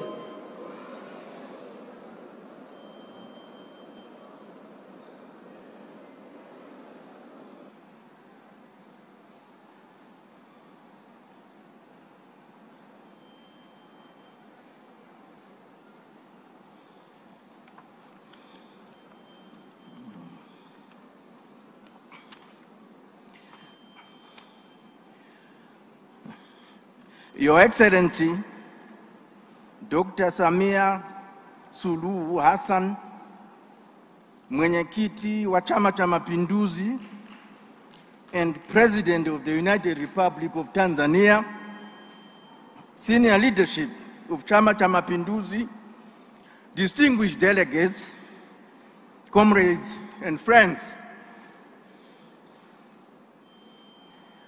ZANU-PF is greatly honored to have been invited to this very important Congress. Allow me, Your Excellency, on behalf of your brother and colleague, Comrade Emerson Dambudzo Mnangagwa, First Secretary and the President of ZANU-PF, and the entire membership of the Zimbabwe African National Union Patriotic Front, to pay tribute to Chama cha Mapinduzi on this very auspicious occasion, the holding of the 10th National Congress in this very beautiful capital of Dodoma. The total liberation of the African continent can never be written or narrated without paying tribute to the critical role played by the people of Tanzania, mobilized by Chama cha Mapinduzi under the distinguished leadership of that Pan-African revolutionary icon, Mwalimu Julius Kambarage Nyerere. Comrades, it was in recognition of Tanzania's unflinching commitment to total African liberation under CCM leadership that the OAU set up the headquarters of its Liberation Committee in the then capital of the United Republic of Tanzania, Dar es Salaam, which was brilliantly led and coordinated by the late General Hashim Mbita. We, the countries of Southern Africa, who were under the most brutal and exploitative racist colonial regimes, were the principal beneficiaries of Tanzania's efforts and commitments. Tanzania was the principal focus in the mobilization of political, diplomatic, and material support for our liberation movements. It was in Tanzania where we as liberation fighters received our political and military training. It was in Tanzania who organized our military, for our military hardware to prosecute the armed struggle. It was Tanzania who saw to it that enough food and clothing was mobilized for the fighters. It was in Tanzania where ordinary people made contributions and provided generous hospitality to the combatants of the liberation movements in Southern Africa. Your Excellency, relations between our two parties and countries are excellent, with regular exchanges of visits at the highest level. His Excellency, Comrade Emerson Dambudzo Mnangagwa, paid a state visit to Tanzania in June 2018, which was reciprocated by the late President John Pombe Magufuli. Your Excellency, only 2 months ago, I had the honor of being received by you, Your Excellency, as a special envoy to deliver a special message from your brother and colleague, President Emerson Mnangagwa. And this illustrates the regular consultations that are undertaken between our two parties, our two countries, and our two leaders. Comrades and friends, in a show of close solidarity and brotherly relations, Tanzania was the first African country to donate tons of food and drugs and medical supplies to Zimbabwe following the devastation caused by Cyclone Idai. Furthermore, Tanzania allocated a plot of land here in Dodoma to Zimbabwe on which to build its sanctuary. Following this remarkable gesture, the government of Zimbabwe will soon start the construction. Your Excellency, it is not so long ago that, that SADC publicly took a common position on the illegal sanctions imposed upon Zimbabwe. It is not by accident that this common position on the denouncing of these illegal sanctions was taken here in Tanzania. At the SADC heads of state and government held in 2019 under the leadership of the late President John Pombe Magufuli. As a result, the date of 25th October every year was designated as the SADC Anti-Sanctions Day. On this day, all SADC countries carry out activities to demand the immediate and unconditional lifting of all sanctions imposed on Zimbabwe illegally by some Western countries. This collective position and collective voice is proving to be very powerful and very effective. Remarkably, in the area of economic cooperation, there are cross-investments in each other's economies by our private sectors. Notable Zimbabwean companies such as Sidco and the Bank ABC have invested in Tanzania, while Tanzanian companies have also invested in Zimbabwe, notably Bakresa Holdings, which acquired a very important food chain, Blue Ribbon Foods, in our country. Comrades and friends, we are very excited that in the education sector, a sizable number of Zimbabwean students are studying the Swahili language at the University of Dar es Salaam. There are Swahili lecturers at the University of Zimbabwe's Department of African Languages. And even more important, plans are underway for Tanzania to provide Zimbabwe with Swahili teachers at the primary and the secondary school levels. Your Excellency, having so benefited from Chama cha Mapinduzi iconic revolutionary credentials, ZANU-PF has committed itself to build Zimbabwe brick by brick and stone upon stone. In this regard, the recently inaugurated Julius Nyerere Leadership School will be a great asset and source of inspiration. Your Excellency, ZANU-PF and its entire membership brings to this 10th National Congress a strong message of support and solidarity to Chama cha Mapinduzi and its entire membership. Long live the United Republic of Tanzania. Long live the solidarity between CCM and ZANU-PF. Asante sana, tatenda, siyabonga. I thank you. Siyabonga, comrade, siyabonga. Asante sana. Asante sana. Our greetings.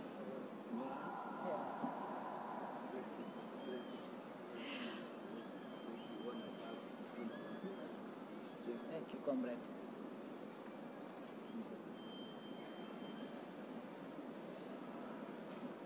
Tuungane kuwashukuru ndugu zetu wa Zimbabwe.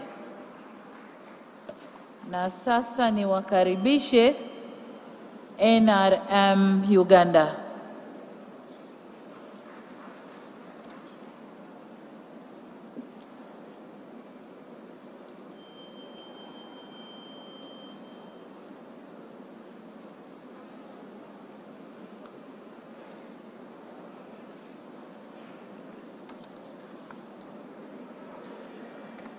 Your Excellency Dr. Samia Suluhu Hassan, the President of the United Republic of Tanzania,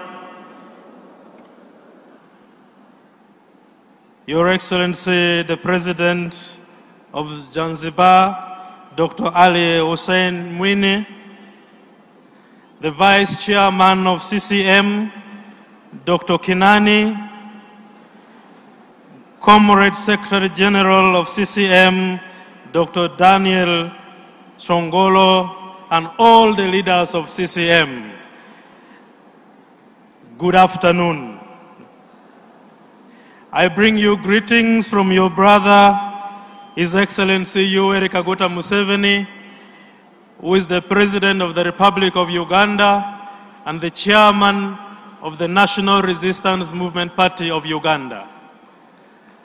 Uganda and Tanzania, we share very many things, but above all, we owe our existence as a party to the foundation that the late Julius Nyerere gave to NRM and President Yoweri Kaguta Museveni when we were struggling for the liberation of Uganda. We also thank the hospitality of the people of Tanzania, that when we were struggling to stabilize our country in the early 70s, when President Idi Amin overthrew President Milton Obote, Tanzania welcomed President Obote and gave him a home. So we feel Tanzania is a home and a beacon of hope. We thank you for extending the invitation. We thank you for the friendly and brotherly relationship that we have. The foundation of the National Resistance Movement Party in Uganda cannot and shall never be spoken about without reference to CCM. The values, the norms that you gave us has stabilized Uganda, and we thank you so much.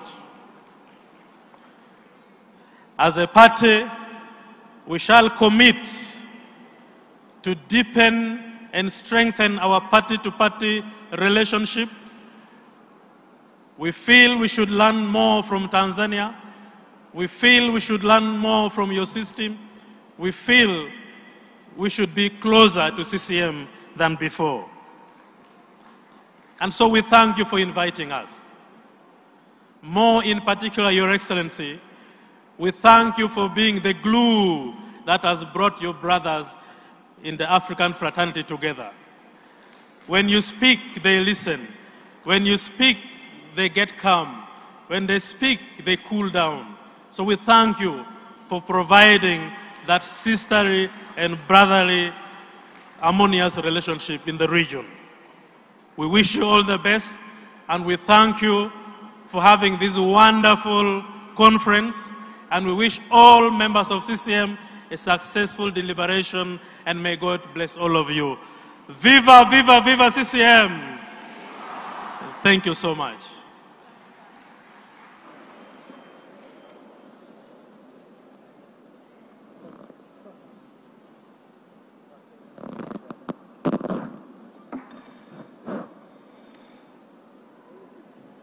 Asante sana Uganda. Na sasa tuwaite ndugu zetu RPF Rwanda.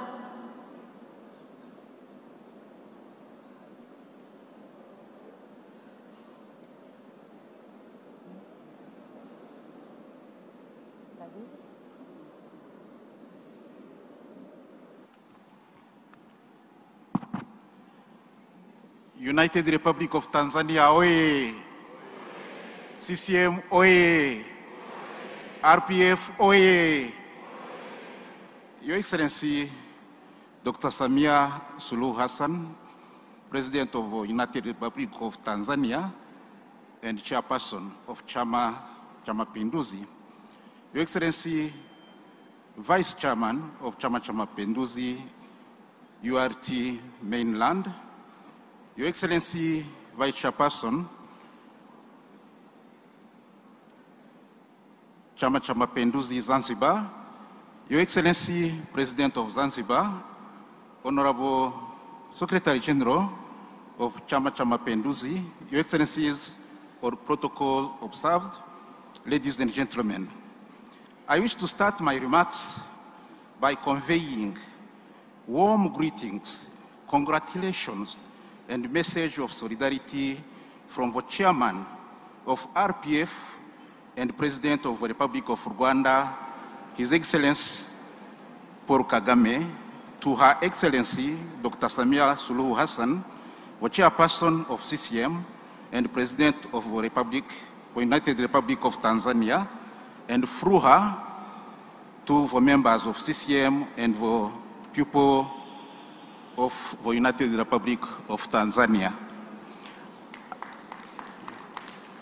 Allow me, Your Excellency, to also express our gratitude for the invitation extended to RPF to attend the CCM 10th National Congress and for the warm hospitality extended to us since our arrival in this beautiful country.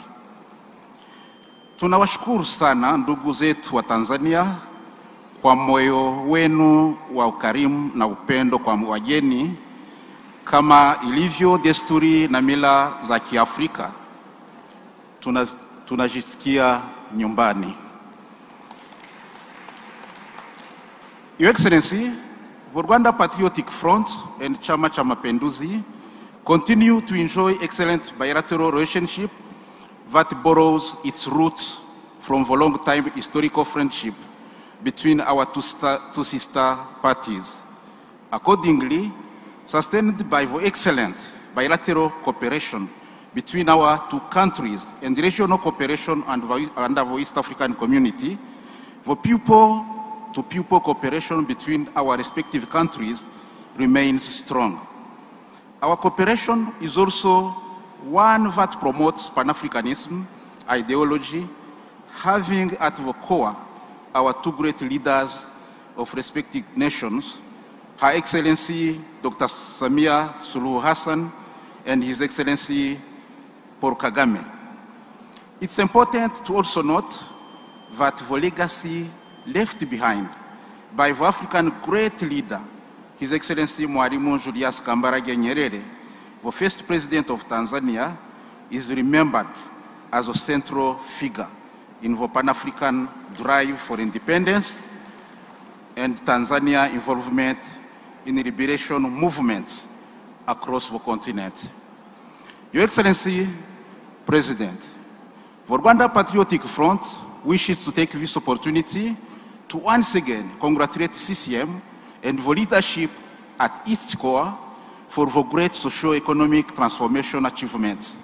Equally, we wish to express our warmest congratulations to President Dr. Samia Suluhu Hassan for sustaining registered accomplishments and for achieving even more for the people of the United Republic of Tanzania. It underpins indeed the Chama cha Mapinduzi's sustained pro-people centeredness. I wish also to inform that in this move, the Republic of Rwanda has adopted Kiswahili as one of the official languages in the country. Your Excellency, President, as I conclude, I want to acknowledge the presence of my comrades, delegates from other political parties, and to reiterate RPF commitment to party-to-party cooperation for the betterment of our people, especially in consolidating our efforts in building prosperous Africa, the Africa we all deserve. On these few remarks, I wish to once again thank you very much for the invitation and the hospitality extended to us, and also to take this opportunity to express the Rwanda Patriotic Front commitment to sustaining and consolidating our excellent relationship with Chama cha Mapinduzi. I wish you all a fruitful 10th National Congress and good deliberations. Asanteni sana na Mungu awabariki. Thank you very much. Asante sana Comrade Bazivamo kwa kuwasilisha. Oye. Asante sana.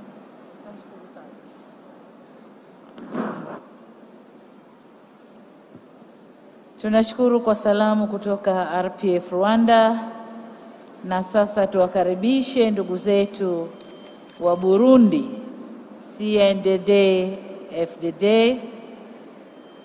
Reverend Kuriyo. Karibu sana.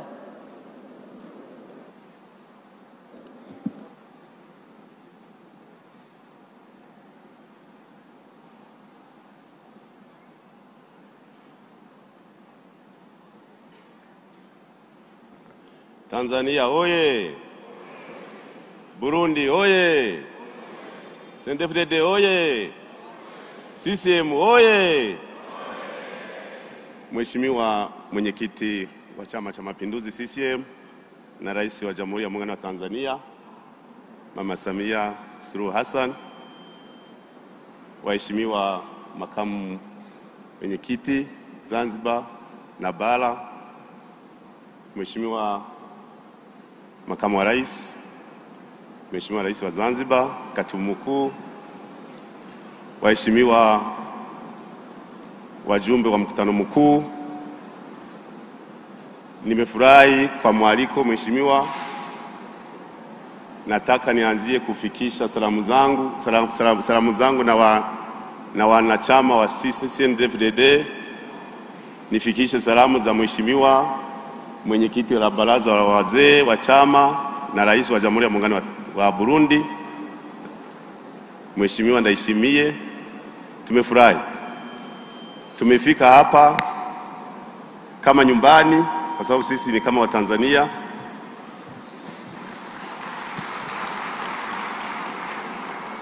Tumeshukuru kwa mwaliko, na sisi kama Burundi kwanza tunawatakia mkutano mkuu mzuri, mufanikishe kila kitu. Sisi Tanzania tunachukua kama mfano.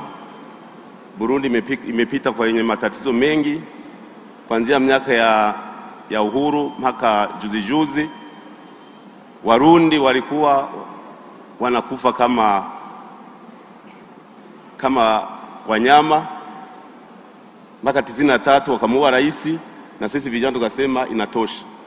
Tukaingia msituni tukapigana, na baada ya miaka 10 kwa kusaidiwa na baba wa taifa Nyerere na Mandela na aliyekuwa waziri wa mambo ya nchi za nje rais mstaafu Jakaya Kikwete, tukafikia kwenye mkataba wa kuunda jeshi ambaye inasimamia usalama. Tutaendelea kuhakikisha kwamba Burundi inakuwa salama, na sisi tuna mfano ni Tanzania ambayo kwa miaka zaidi ya 60 iko tulivu, tutaikamata kama mfano. Mheshimiwa, sisi tunafurahi. Tunajua Burundi na Tanzania ina miradi mingi ya kuendeleza wananchi wao. Sisi kama chama tutasimamia, na kwa kumalizia nataka niseme kwamba muendelee kutunga mkono kama mlivyofanya. Miaka hiyo tulikuwa na matatizo, mkatupokelea wakimbizi, kwa watunza vizuri. Tulikuwa na makami mengi kuanzia kule Mishamo, Katumba, Uriankuru, kule Nduta, Mkugwa, kule Mutendeli, Karago, Rumasi, kule Rukore. Yani Burundi walikuwa kama karibu 1,000,000. Mkawatunza vizuri. Kwa siku hizo tunaomba muendelee kutusaidia, na sisi kama chama tutahakikisha Burundi inakuwa salama. Tunashukuru kwa ziara kwa ngazi zote. Mheshimiwa, mlikuja Burundi, makamu wa rais alikuja, waziri mkuu alikuja, katibu mkuu alikuja, na sisi walikuja, na mimi nilikuja mara 2 hapa. Na kwa ngazi za chini tuna ujani mwema kule, tunafanya mikutano ya kuhakikisha mipaka yetu inakuwa salama. Tulianzisha 2004 miaka 18 iliyopita, tukasimamia, na sasa hivi tunasimamia, na tumesambaratisha vikundi vyote vya majambazi walikuwa wanafanya uhuni upande wa moja, wanakimbilia upande wa pili. Sasa hivi wananchi wanafurahi sana. Asante sana, tunawatakia mafanikio ya mkutano mkuu. Asante.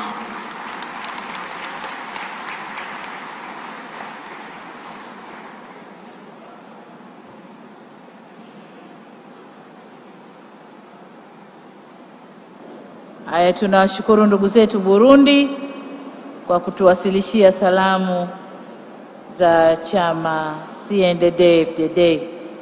Na sasa tuwakaribishe Prosperity Party of Ethiopia. Karibu sana.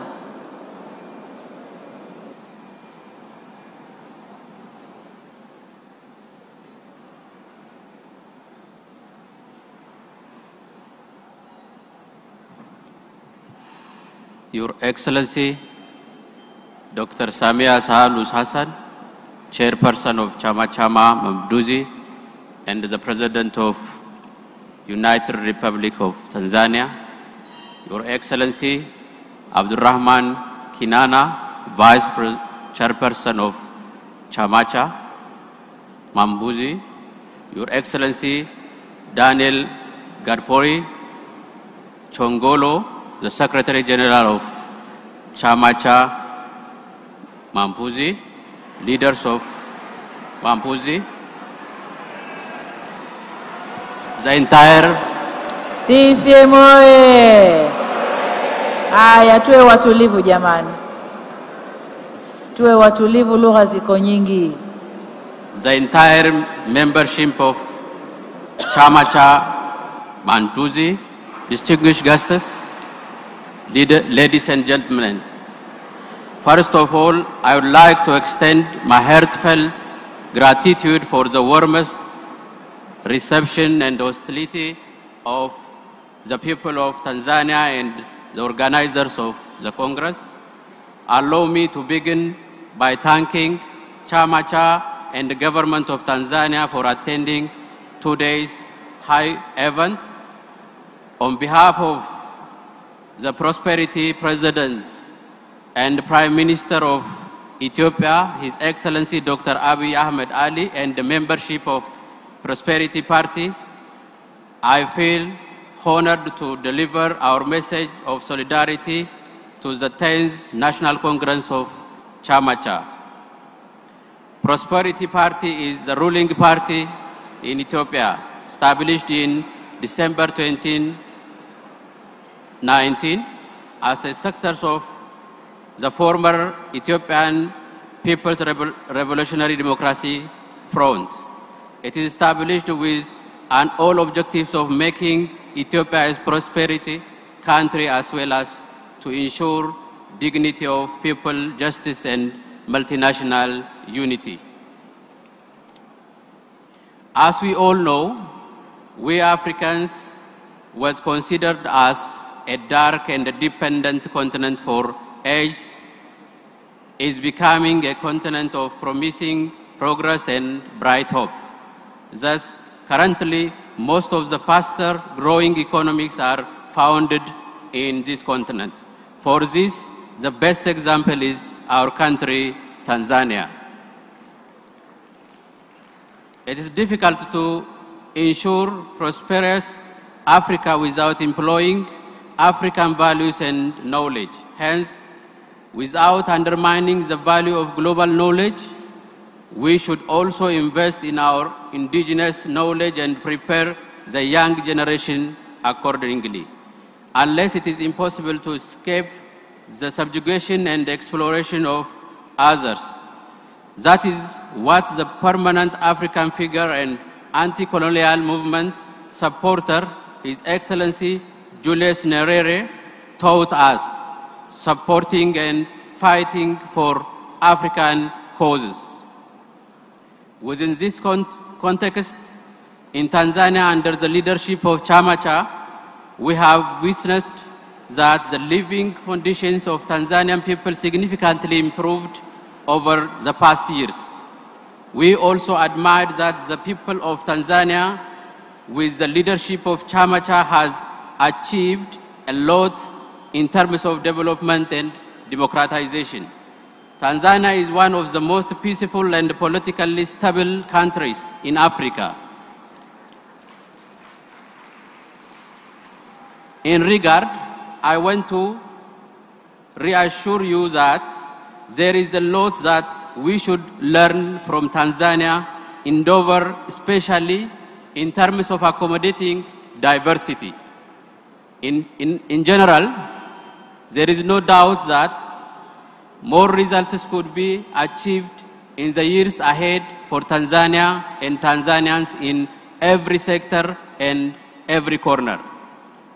We have historic Ethio-Tanzania relation which dates back to the time of anti-colonial movement in Africa. Both Ethiopia and Tanzania were champions of Pan-Africanism, and they are also co-founder of the former Organization of African Union, OAU. The current African Union, the foundation of the relationship between two countries, was led by His Excellency Julius Nyerere and Emperor Haile Selassie. Today also, we have a lot of issues which we could cooperate upon. Preventing human trafficking in the region is one of the among others. Hundreds of, not thousands of Ethiopians use Tanzania to cross to southern part of Africa. To solve this problem, it needs working together.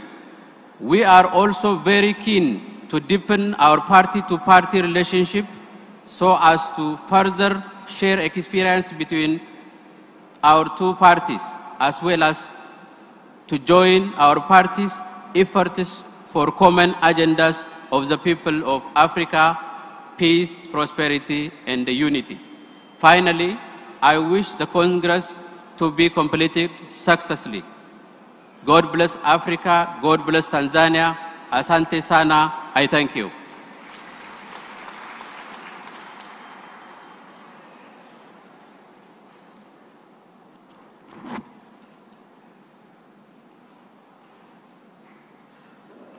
Tuwashukuru ndugu zetu wa Ethiopia kwa makofi mengi.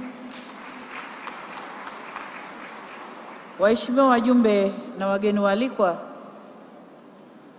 pamoja nasi hapa ni mabalozi kutoka nchi kadhaa. Hapa na listi ya Kenya, Marekani, Uganda, ameshaongea, Namibia, Afrika Kusini, balozi, na nchi kadhaa nyingine za Kiafrika wako hapa, wamekuja kutunga mkono. Lakini tukiendelea na salamu, nina barua hapa inayotoka kwa mzee wetu, mwenyekiti mstaafu wa Chama cha Mapinduzi na rais wa awamu ya pili, Mheshimiwa Mzee Ali Hassan Mwinyi. Anasema, binafsi kwa niaba yangu na familia, naomba kutoa shukrani za dhati kwa kutuwezesha kwenda safari ya matibabu na kurudi salama. Lakini naomba radhi sana kwa kutoweza kushiriki katika mkutano wa CCM leo kutokana na kushikwa na mafua makali, japokuwa tayari niko hapa Dodoma.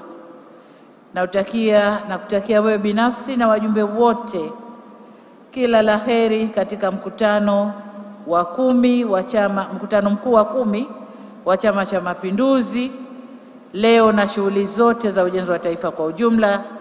Asante sana. Huyo mzee Mwinyi. Lakini tuna salamu pia kutoka kwa mwenyekiti mstaafu, rais wa awamu ya 4, Mheshimiwa Jakaya Kikwete.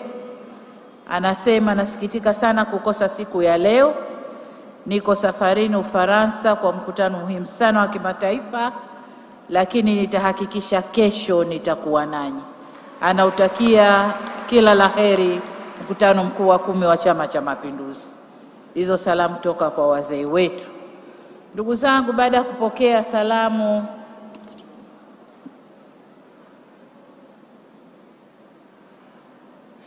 kuna salamu za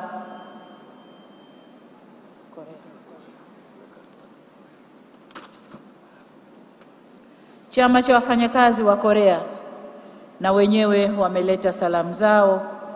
Pia wanautakia mkutano huu kila laheri, na kwamba chama cha wafanyakazi wa Korea wanasema wako pamoja na Tanzania, wako pamoja na Chama cha Mapinduzi. Sasa baada ya salamu kutoka vyama rafiki ndugu zetu, lakini na maeneo mbalimbali, na nadhani mtaendelea kusoma salamu kwenye mitandao, ziko nyingi zinaletwa za kututakia heri katika mkutano huu. Sasa tuingie kwenye eneo jingine katika ratiba yetu, na eneo hili ni marekebisho ya katiba ya CCM ya mwaka 1977 toleo la 2022, lile ambalo Halmashauri Kuu ya Taifa inaleta kwenu ombi la kuongeza nafasi katika Halmashauri Kuu ya Taifa. Katibu Mkuu, endelea.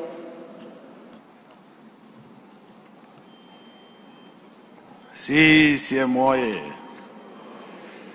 Ndugu mwenyekiti na ndugu wajumbe,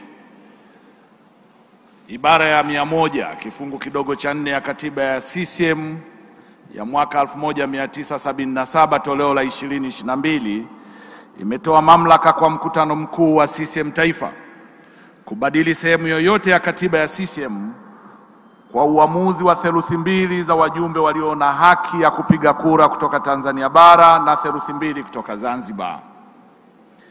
Kwa kuzingatia ibara hiyo ya katiba ya CCM, Halmashauri Kuu ya CCM Taifa katika kikao chake cha tarehe 22 mwezi wa 6 2022, 27 mwezi wa 9 2022 na 13 mwezi wa 11 2022 imeazimia kupendekeza kwa mkutano mkuu wa 10 wa CCM Taifa kufanyika marekebisho madogo ya katiba ya CCM ya mwaka 1977 toleo la 2022. Marekebisho yanayopendekezwa, lengo la waraka huu ni kuwasilisha mbele ya mkutano mkuu huu wa 10 wa CCM Taifa mapendekezo ya Halmashauri Kuu ya CCM Taifa juu ya marekebisho ya katiba ya CCM ya mwaka 1977 toleo la 2022. Kimsingi, lengo la marekebisho hayo ni kuhuisha muundo wa chama chetu, kupanua wigo wa ushirikishaji wa wanachama na kuimarisha demokrasia ndani ya chama na jumuiya zake. Mapendekezo hayo ni kama ifuatavyo: muundo wa Halmashauri Kuu ya CCM ya Taifa. Muundo wa Halmashauri Kuu ya CCM ya Taifa umeainishwa chini ya ibara ya 101 kifungu kidogo cha kwanza A mpaka W ya katiba ya CCM ya mwaka 1977 toleo la 2022. Ibara ya 101 kifungu kidogo cha kwanza S ya katiba ya CCM inawataja wajumbe 15 kutoka Tanzania bara na wajumbe 15 kutoka Zanzibar. Aidha, ibara ya 101 kifungu kidogo cha kwanza U inawataja wajumbe 7 waliochaguliwa na Halmashauri Kuu ya CCM ya Taifa kutokana na mapendekezo ya mwenyekiti wa CCM. Ili kuimarisha muundo wa chama chetu na kupanua wigo wa chemchemu ya mawazo juu ya ujenzi na uimarishaji wa uhai wa chama chetu katika nyanja mbalimbali za kisiasa, kiuchumi na kijamii, inapendekezwa kama ifuatavyo: mosi, ibara ya 101 kifungo kidogo cha kwanza S ifanywe marekebisho na kuongezwa idadi ya wajumbe wanaopatikana chini ya ibara hiyo kutoka 15 hadi 20 kutoka Tanzania bara na kutoka 15 hadi 20 kutoka Zanzibar. Mbili, ibara ya 101 kifungu kidogo cha kwanza U ifanywe marekebisho kutoka wajumbe 7 hadi 10. Sekretarieti za Halmashauri Kuu ya CCM za mikoa. Ibara ya 92 kifungu kidogo cha kwanza mpaka cha 3 ya katiba ya CCM ya mwaka 1977 toleo la 2022 inaanzisha sekretarieti za mikoa na kuwataja wajumbe wake akiwemo katibu wa siasa na uenezi wa mkoa. Wajumbe wengine ni katibu wa CCM wa mkoa ambaye ni mwenyekiti na makatibu wa mikoa wa jumuiya za CCM. Kwa kuzingatia muundo huo na ukimuondoa katibu wa siasa na uenezi wa mkoa, wajumbe wengine wote waliobaki ni waajiriwa wa chama. Ili kuimarisha utendaji wa kazi za chama na utekelezaji wa majukumu ya sekretarieti za mikoa, hususan katika eneo la uenezi na siasa na itikadi ya CCM, inapendekezwa kuwa nafasi ya katibu wa siasa na uenezi ya ngazi ya mkoa iwe ni miongoni mwa nafasi za ajira yenye masharti ya mkataba maalum ambazo zimeainishwa chini ya kanuni ya 3 B ya kanuni za utumishi za wafanyakazi wa CCM na jumuiya zake toleo la 2019. Hivyo iwapo pendekezo hili litakubaliwa na kuridhiwa, inapendekezwa kwamba ibara ya 89 kifungu kidogo cha 10B na ibara ya 102 kifungu kidogo cha 12H zifanyiwe marekebisho na kuwaondoa makatibu wa siasa na uenezi wa mikoa katika mfumo wa uchaguzi wa chama. Aidha, ili kukiwezesha chama kukamilisha maandalizi na taratibu za ajira za wahusika hao, inapendekezwa kwamba kipindi cha uongozi kwa makatibu wa siasa na uenezi wa mikoa wanaoshikilia nafasi hizo hadi sasa, ambacho kwa mujibu wa katiba ya CCM kitamalizika siku ile ambapo kikao cha halmashauri kuu ya CCM ya mkoa huo kiliitishwa kwa ajili ya kuwachagua wajumbe wa kamati ya siasa, kiongezwe muda wake kwa kipindi cha miezi mitatu hadi Machi 2023. Kazi ya wajumbe wa halmashauri kuu ya CCM taifa. Ibara ya 94 ya katiba ya CCM ya mwaka 1977 toleo la 2022 inawataja wakuu wa chama katika mkoa, nao ni mwenyekiti wa CCM wa mkoa, katibu wa CCM wa mkoa na mjumbe au wajumbe wa halmashauri kuu ya CCM taifa wa mkoa huo. Aidha, ibara ya 95 na 96 ya katiba ya CCM zimeainisha kazi na majukumu ya mwenyekiti na katibu wa CCM wa mkoa. Hata hivyo, katiba ya CCM haijaainisha wala kutamka bayana kazi na majukumu ya wajumbe wa halmashauri kuu ya CCM taifa, isipokuwa kwamba kwa kuzingatia dhana ya uwajibikaji wa pamoja kwa upeo na mawanda yake, katiba ya CCM imezigawa kazi na majukumu ya wajumbe wa vikao mbalimbali vya chama katika sehemu kuu mbili. Kwanza, majukumu mahususi ya kiongozi mmoja mmoja, na pili, majukumu ya viongozi kwa ujumla wao.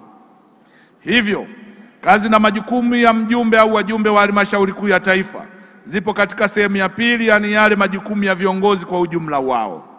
Na hiyo ndio sababu viongozi hao ni wajumbe wa vikao vya CCM vifuatavyo vya mkoa wao, yani mkutano mkuu wa CCM wa mkoa, ibara ya 86 kifungu kidogo cha kwanza che, halmashauri kuu ya CCM ya mkoa, ibara ya 88 kifungu kidogo cha kwanza che, na kamati ya siasa ya halmashauri kuu ya CCM ya mkoa, ibara ya 90 kifungu kidogo cha kwanza che.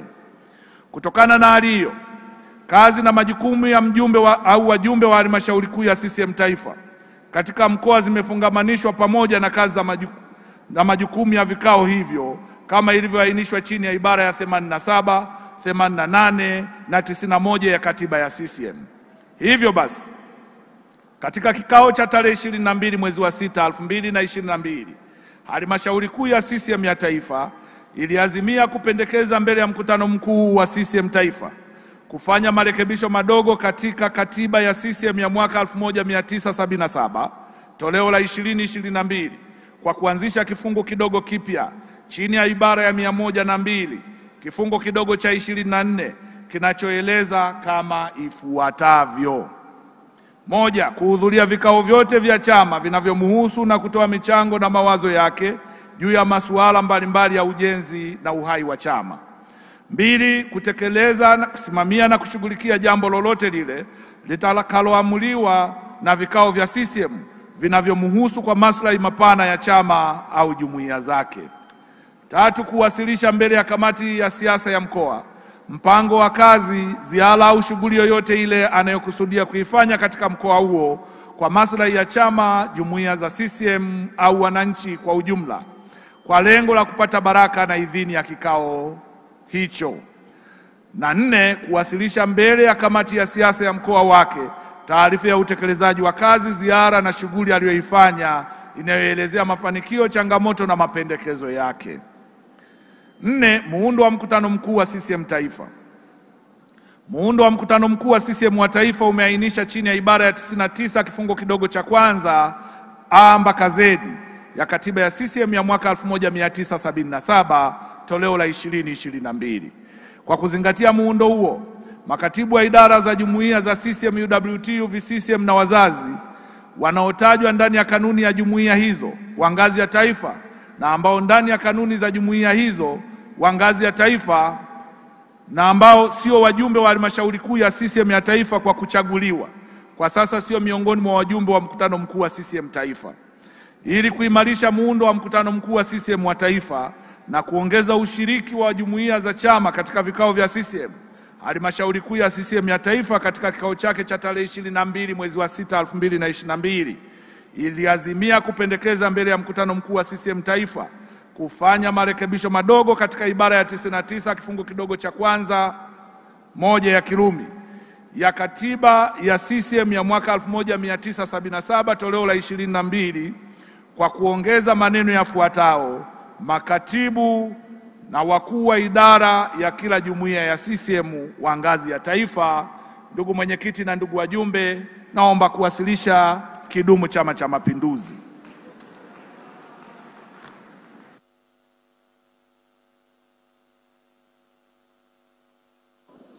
Tunakushukuru Katibu Mkuu.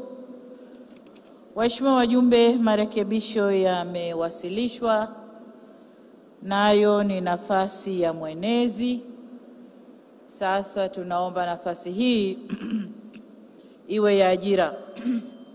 Tumefikia maamuzi hayo kwa sababu aina ya wenezi tunaochagua ni wenezi zaidi wanaoshughulika na kuimba kwenye mikutano kuliko kweli kubeba siasa na kuieneza ya Chama cha Mapinduzi. Sasa inawezekana kuna sababu nyingi, labda uwezo au kuna sababu nyingi. Kwa tukaona ili chama kisemewe vizuri na tuanze kwenye ngazi ya mkoa, nafasi ya wenezi ngazi ya mkoa iwe ya ajira. Na hii itamfanya awajibike vizuri kukisemea chama chake. Kwa sababu ni nafasi ya ajira, itakuwa ina vipimo. Anafanya vizuri ataendelea, hafanyi vizuri mkataba utakatishwa, tuweke mwingine ambaye atakuwa na sifa na atakisemea chama. Kwa sasa hivi chama kinafanya mambo mengi, serikali zinazosimamiwa na chama hiki zinafanya mambo mengi, lakini hakuna anayeyasema. Wenezi wamejipa kazi ya kuimba tu kwenye mikutano. Kwa hiyo tumeona katika ngazi ya mkoa wenezi waende na ajira, na jinsi chama kitakavyokuwa kinapata uwezo tunaweza tukashuka chini. Lakini pia tumeona haja ya kuongeza, kwa sababu hiyo wenezi waliokuwepo sasa waendelee kwa muda wa miezi mitatu wakati harakati za kutafuta wenezi wenye sifa na ajira zao zinaendelea. Lakini tumependekeza pia kuongeza kazi na majukumu ya wanek katika maeneo yao. Kilikuwa kilio kikubwa, hawapati kuingia, hawatumiki, wanajiona hawashirikishwi. Kwa sasa tumeamua wapangiwe majukumu maalum. Lakini pia muundo wa mkutano mkuu wa taifa kwa kuongeza viongozi wanaotoka kwenye jumuiya. Kwa hiyo ndugu zangu, hayo ndio marekebisho tuliyokuja nayo. Nilisema marekebisho yale ya nafasi, lakini kumbe yale ni marekebisho ya kanuni na sio ya kikatiba. Kwa hiyo tunaleta mbele yenu, tunahitaji kusikia kama mnayakubali au kuna marekebisho au kuna michango gani. Waheshimiwa wajumbe, yamepita, si ndio?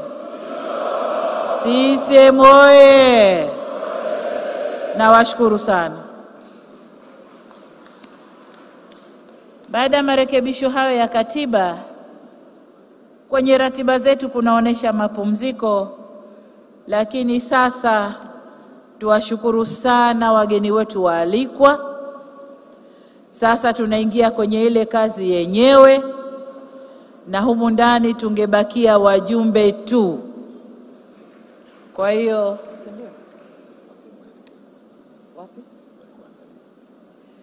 kuna eneo maalum la wageni waalikwa kumeandaliwa. Tunaomba wasindikizwe waelekee huko, na sasa tuingie kwenye ile kazi, jukumu la pili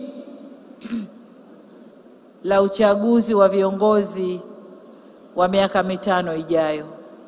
Tunaomba wageni waalikwa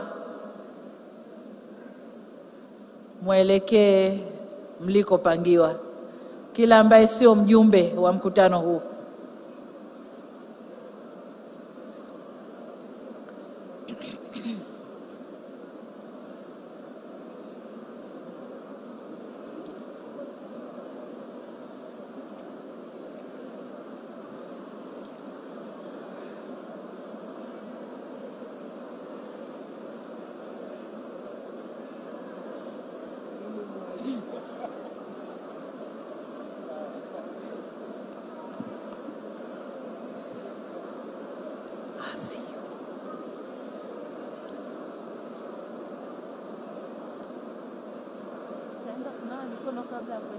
Niko vizuri.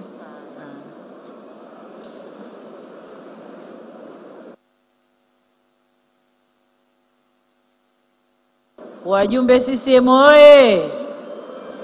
Naomba tutulie kwenye maeneo yetu. Tuanze kazi haraka haraka tumalize.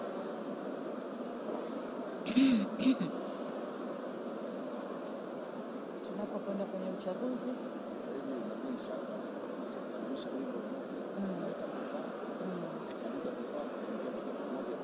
tunaanza na mwenyekiti. Ndugu mwenyekiti, kwa ruhusa yako, wakati wageni wetu wakitoka, ndugu mwenyekiti, kwa ruhusa yako, wakati wageni wetu wakitoka na maandalizi ya uchaguzi yakiendelea, tumuombe msanii Sarafina apande kwenye stage kwa ajili ya kutoa burudani wakati maandalizi mengine ya kazi iliyotuleta hapa yakiendelea. Sarafina, karibu kwenye stage. Wajumbe mmependeza sana, hongereni sana. Sarafina, wakati maandalizi mengine yakiendelea, Sarafina.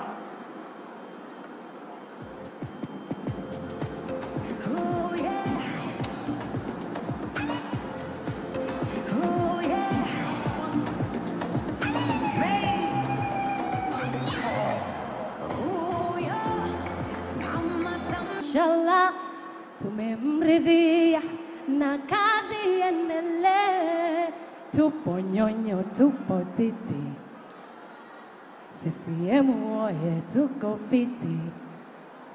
Yes, oh yeah, rain on the track. Oh yeah, Mama Samia, anawaka, anameremeta, mama yetu kipenzi cha Watanzania. CCM oye! Kazi endelee.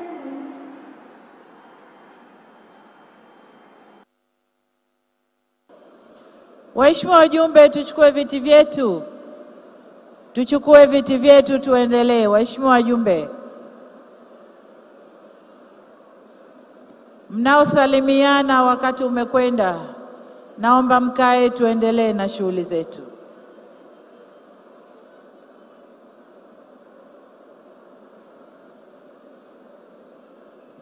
CCM oye! Kaeni tumalize shughuli, kaeni tuendelee.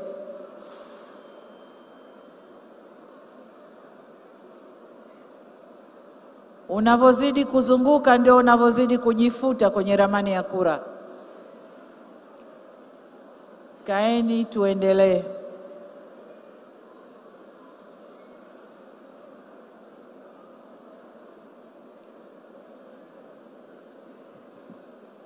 Waheshimiwa wajumbe, kuendana na ratiba yetu, tunaingia sasa kwenye uchaguzi wa wajumbe wa halmashauri kuu ya taifa. Tutaanza na kundi la wagombea wa Zanzibar, alafu tutakwenda wagombea wa kundi la bara. Kama tulivyosema kwamba idadi ya wagombea tumeifanya iwe kubwa ili kutanua demokrasia. CCM oye! Naomba mkae tuelewane, ni maelezo muhimu yanakuja. Wale wajumbe naomba mkae tuelewane.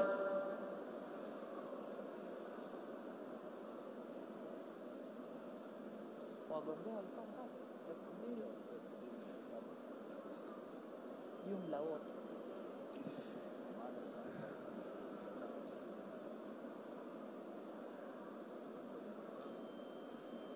Tisini. Aha. 1,150 na ngapi? Waheshimiwa wajumbe, tunaanza sasa. Kama tulivyosema, tumetanua wigo na demokrasia. Tumefanya nafasi moja itagombewa na watu 6. Tumekiuka ile kanuni ya nafasi moja watu watatu. Na hii ni kwa